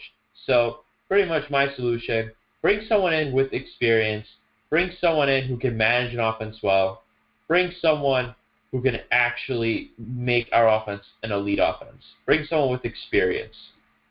So we want to recruit Jesus Christ, is what you're saying? Jesus Christ. That was pretty. Ben didn't laugh at that. Come on. Come on, Ben. Your jokes are still trash. That was good. Yeah, it was David's fantastic, Jewish, Kyle. And he laughed at that. Come on. Okay, Kyle. Okay, you're going a little off the rails here. David, and let's keep talking. We were talking about the offensive line earlier. Let's talk a little bit about the defensive line. Probably the most underachieving position group in the history of New York Jets football. When you look at the talent this unit has on paper, I mean, you obviously have the Sheldon Richardson, Leonard Williams, Muhammad Wilkerson, but you even have guys like Steve McClendon and Deion Simon and all sorts of young talented guys behind him. I mean, the fact that they only got 24 sacks and 7 of them came in week 1, and 5 of those sacks were by the linebacking core. So you're looking at 19 sacks for a unit that got, I believe it was 6 of them in week 1. So now you're looking at 13 sacks over 15 other games. That's horrible for a unit that has this much talent. And I believe 7 of them came from, like, Leonard Williams. So you're looking at a team that really underachieved. What do you think the Jets have to do to get this unit back on track? I mean, it looks like we're not going to have the same 3 Leonard Williams, Sheldon Richardson, Muhammad Wilkerson trio back. So if you're Mike Maccagnan, what are you? Who are you getting rid of, and what are you trying to do to fix this this defensive line? Well, the Jets did fire their defensive line coach, Pepper Johnson. I think the next defensive coach I think the coaching is part of the reason why that the defensive line has been playing the way they were playing it. Remember, we were going into the season with high hopes for this defensive line, so. Players like Muhammad Wilkerson, a lot of players were campaigning for him to bring him back, and it worked. We gave him his deal, but unfortunately, it hasn't been the way he's been playing because he's been playing out of position. His injury's been hurting him. Also, even Sheldon Richardson, he's also been playing out of position, playing outside linebacker. Even Steve McClendon, he's had some production. Leonard Williams had a lot of production, so.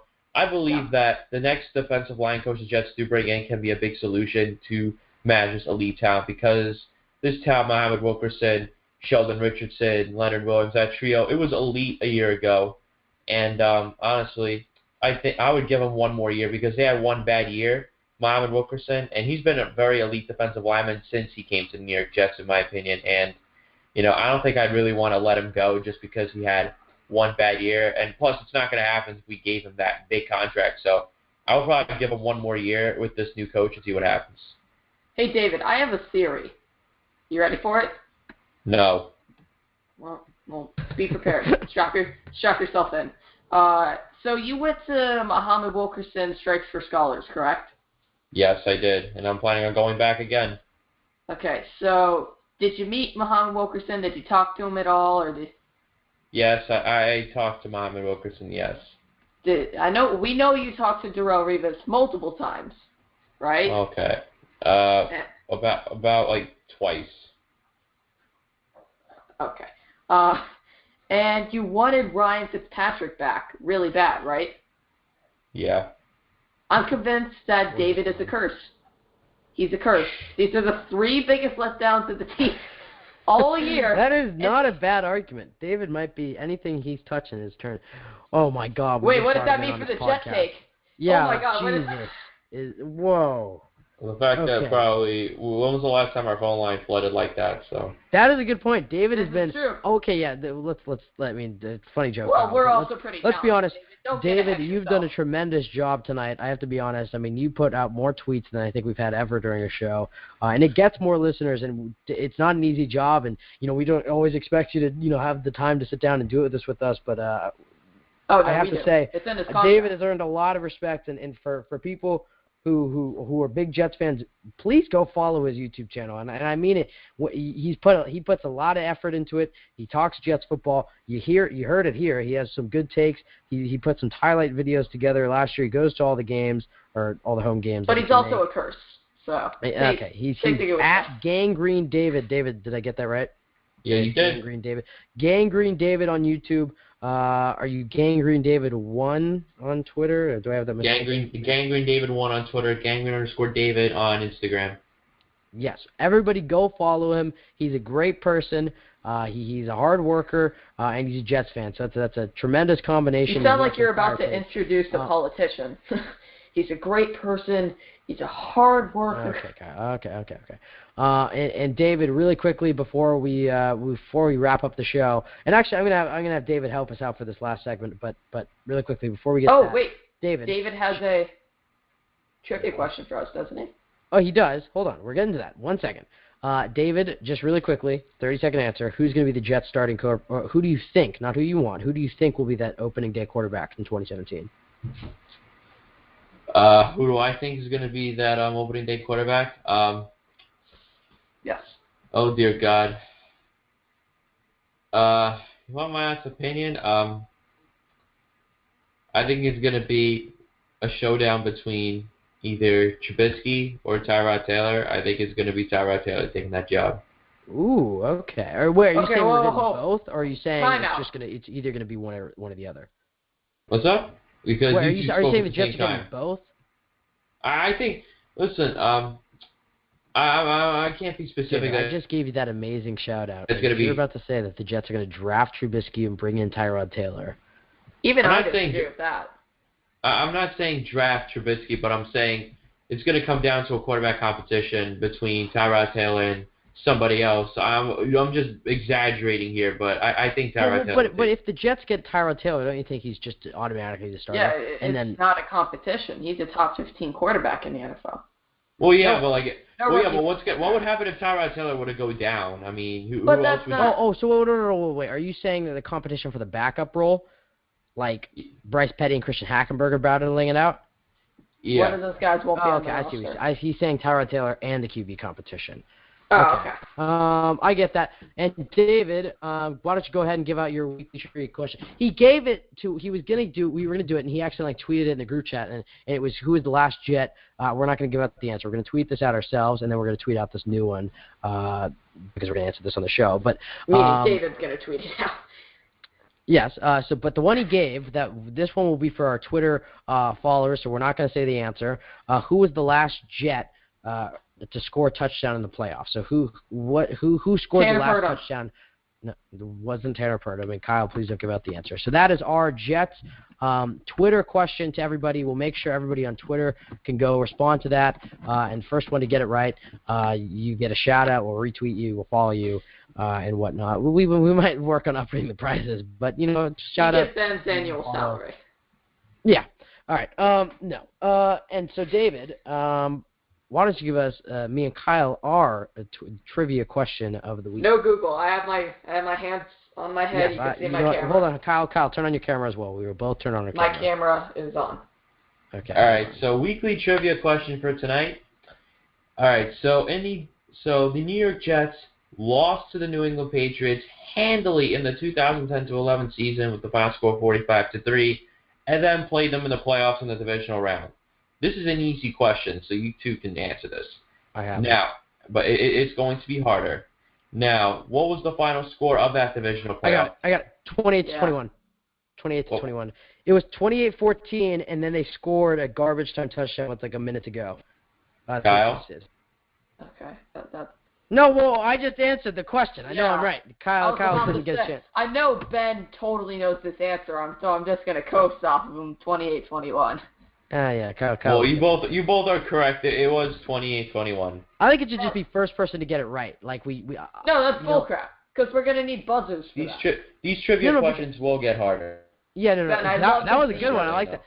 Well, so what it should be, we're gonna just have this open discussion. I love the zebras in the background. Those are so nice. Thank you, Kyle. The first person to say the first person to say the correct answer gets it right? That should be fair. Because Kyle, okay, let's say his question is who is the Jets last quarterback to start for the Jets in 2016? This is years from now. Whatever. Horrible question. Ryan Fitzpatrick's the answer. And we just keep yelling it out, Kyle, until one of us gets it right. Wrong. So we're just yelling Bryce Petty, Christian Hackenberg, Geno Smith until one of us gets it right. I think that's the way to do it because we don't have buzzers and stuff. But David, great question, and now we're going to bring David in for this last part. So for our final predictions we're going to do this rapid fire because we know that the predictions are probably the slowest part of the episode. So we're going to do this in like 3 minutes max. So for the regular season, and granted, Kyle and I missed a couple weeks. We didn't do it. So like, for example, we did it I think all the weeks we did it was, so from weeks 7, 8, 9, 11, 13, 16, and 17. So those are all the weeks we did it. Kyle and I did it. My final record was 52, 30, and 2. Oh, wait, hold on. Oh, wait, I messed up. Hold on. My bad. Okay, sorry. My final record was 63, 35, and 2. Whoa, and his final, No, because I scrolled up to the one past, like I scrolled up to the one above that, so my record after week 16 was 52, 30, and 2, and then I went 11 and 5, so I'm 63, 35, and 2. I will show you all the screenshots. I'll send them all. We'll tweet them out, but nobody cares. Sorry. My to end the season, but we're going to go through the playoffs, but except David's going to be added on the playoffs from the divisional to the Super Bowl, so it'll be like almost a new game. But for the regular season and the 6 or 7 weeks we did it, I finished 63, 35, and 2, and Kyle finished a 56, 41, and 3, so I'm obviously the better player. But we're going to go ahead and do the divisional round, which shouldn't take that long. We didn't do the wild card round because I was sick last week, so we didn't get a chance to do it. So here we go with our – hold on, I'm trying to write it down. Our divisional round predictions. I'll start, and then we'll go to David next, and we'll end with Kyle. Rapid fire. There's just 4 games to go through here. Seahawks and Falcons. I'm from the Northwest. There's no way I don't take my Seahawks here. It's my Seahawks now. I hate all the bandwagon Seahawks fans. But I'm going to take the Seahawks. What did you just say? Texans, Patriots. I'm going to go ahead and take the Patriots. I don't think the Texans stand much of a chance. But who knows? Maybe they have a massive upset in them. Steelers and Chiefs in Arrowhead is going to be tough. But I have to say, I think I trust Ben Roethlisberger in the playoffs. I'm going to take the Steelers. And then Cowboys and Packers. The Cowboys have been my number 2 team for about like 6 or 7 years now, and especially this year since they've been good. So the Cowboys are going to be my pick there. David, I have to make a new little file for you. So David, your divisional round playoff predictions. I'm going to read them out to you, and you say who you think's going to win. Seahawks and Falcons. David, who's going to win? All right. So with my predictions, right now I'm 3-1 because I went 3-1 on Wild Card Weekend. The only one that didn't count. That didn't count. We didn't do it. Fine. All right, but going to the divisional round, I agree with you. I do have Seattle beating Atlanta. I do have New England beating Houston. However, I have Dallas beating Green Bay. However, I do have KC getting their revenge on Pittsburgh in Arrowhead. That is a very tempting pick. The only reason I'm taking it is just Ben Roethlisberger in the playoffs. If he's healthy, he's almost unstoppable. And that's the only reason. But in Arrowhead, KC, you never know. The only reason that makes me not want to pick KC is that I saw Tennessee go in there and beat them, so I'm not as scared as Arrowhead. Kyle, you're going to round out our show tonight. Divisional round playoffs. What are your predictions? Seahawks, Falcons, who's winning? I'm going to go with the Seahawks. I think they have the better quarterback, the better team overall. All right, and for Pats and Texans? Won't even be close. Patriots. For Steelers and Chiefs? Steelers. And Cowboys and Packers? Packers. Okay, so we all had different little predictions. And David, I can handle out. I can handle the tweet answering who got that question right, just because I think we're getting a lot of responses now. Anyways, thank you for everybody listening to our show. A little longer than normal. Again, a big shout out to @GanggreenDavid1 on Twitter and @GanggreenDavid on YouTube. He is a fantastic person. Go follow him. Works hard and did such a good job tonight for the show. And he fills in when Kyle and I are sick. So big thank you to him. Again, you can follow us @thejettake on Twitter if you want to participate. We'll tweet out some more trivia questions even when we don't have a show, and you can just interact, talk some Jets with us. We post all our episodes there. You can go www.thejettake.libsyn.com. That's our blog page. We're on Twitter. We're on iTunes. We're on SoundCloud. We're on iHeartRadio. We're pretty much all over the place. Stitcher, Google Play. Any podcasting source that you want, we have pretty much. If you have a new one that I heard of, just send a tweet and we'll get right on that. Basically, go follow us there. We're also on YouTube. All our episodes go up on YouTube as well. We have a few highlight videos, and Kyle and I are going to be doing some other, film breakdowns and some other stuff we're going to be doing up there. So check us on YouTube @thejettake, and on Instagram we're @thejettake as well. Just minor, pretty much photos, just reminders we're on the show, and some other fun Jets-related activities. Kyle and David, any last words, gentlemen? No, nothing.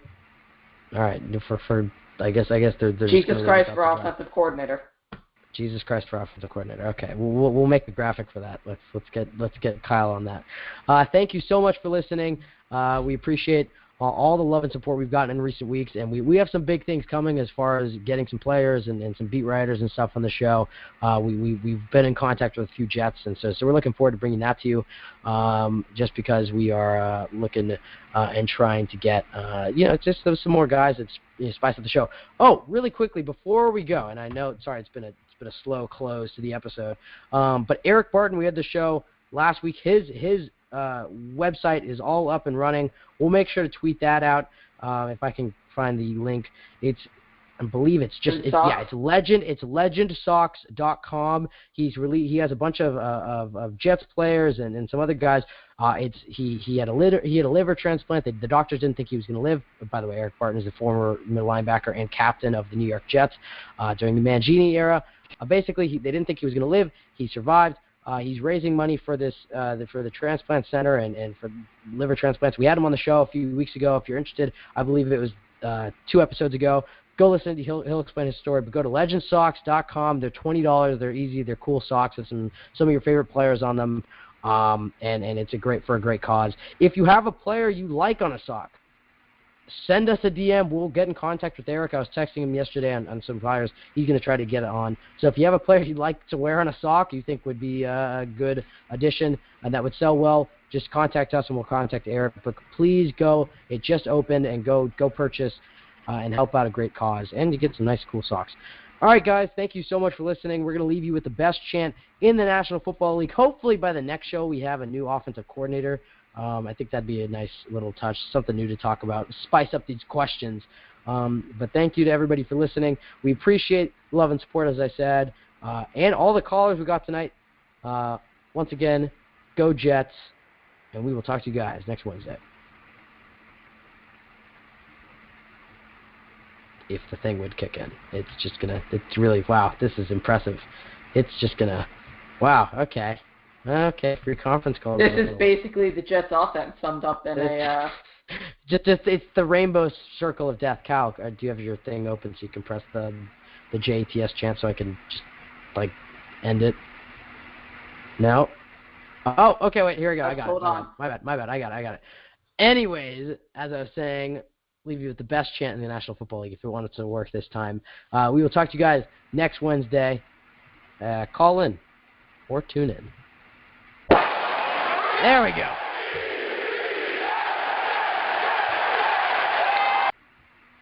That thing was slower than any Jets offensive player or anything. Anyways, talk to you guys next week.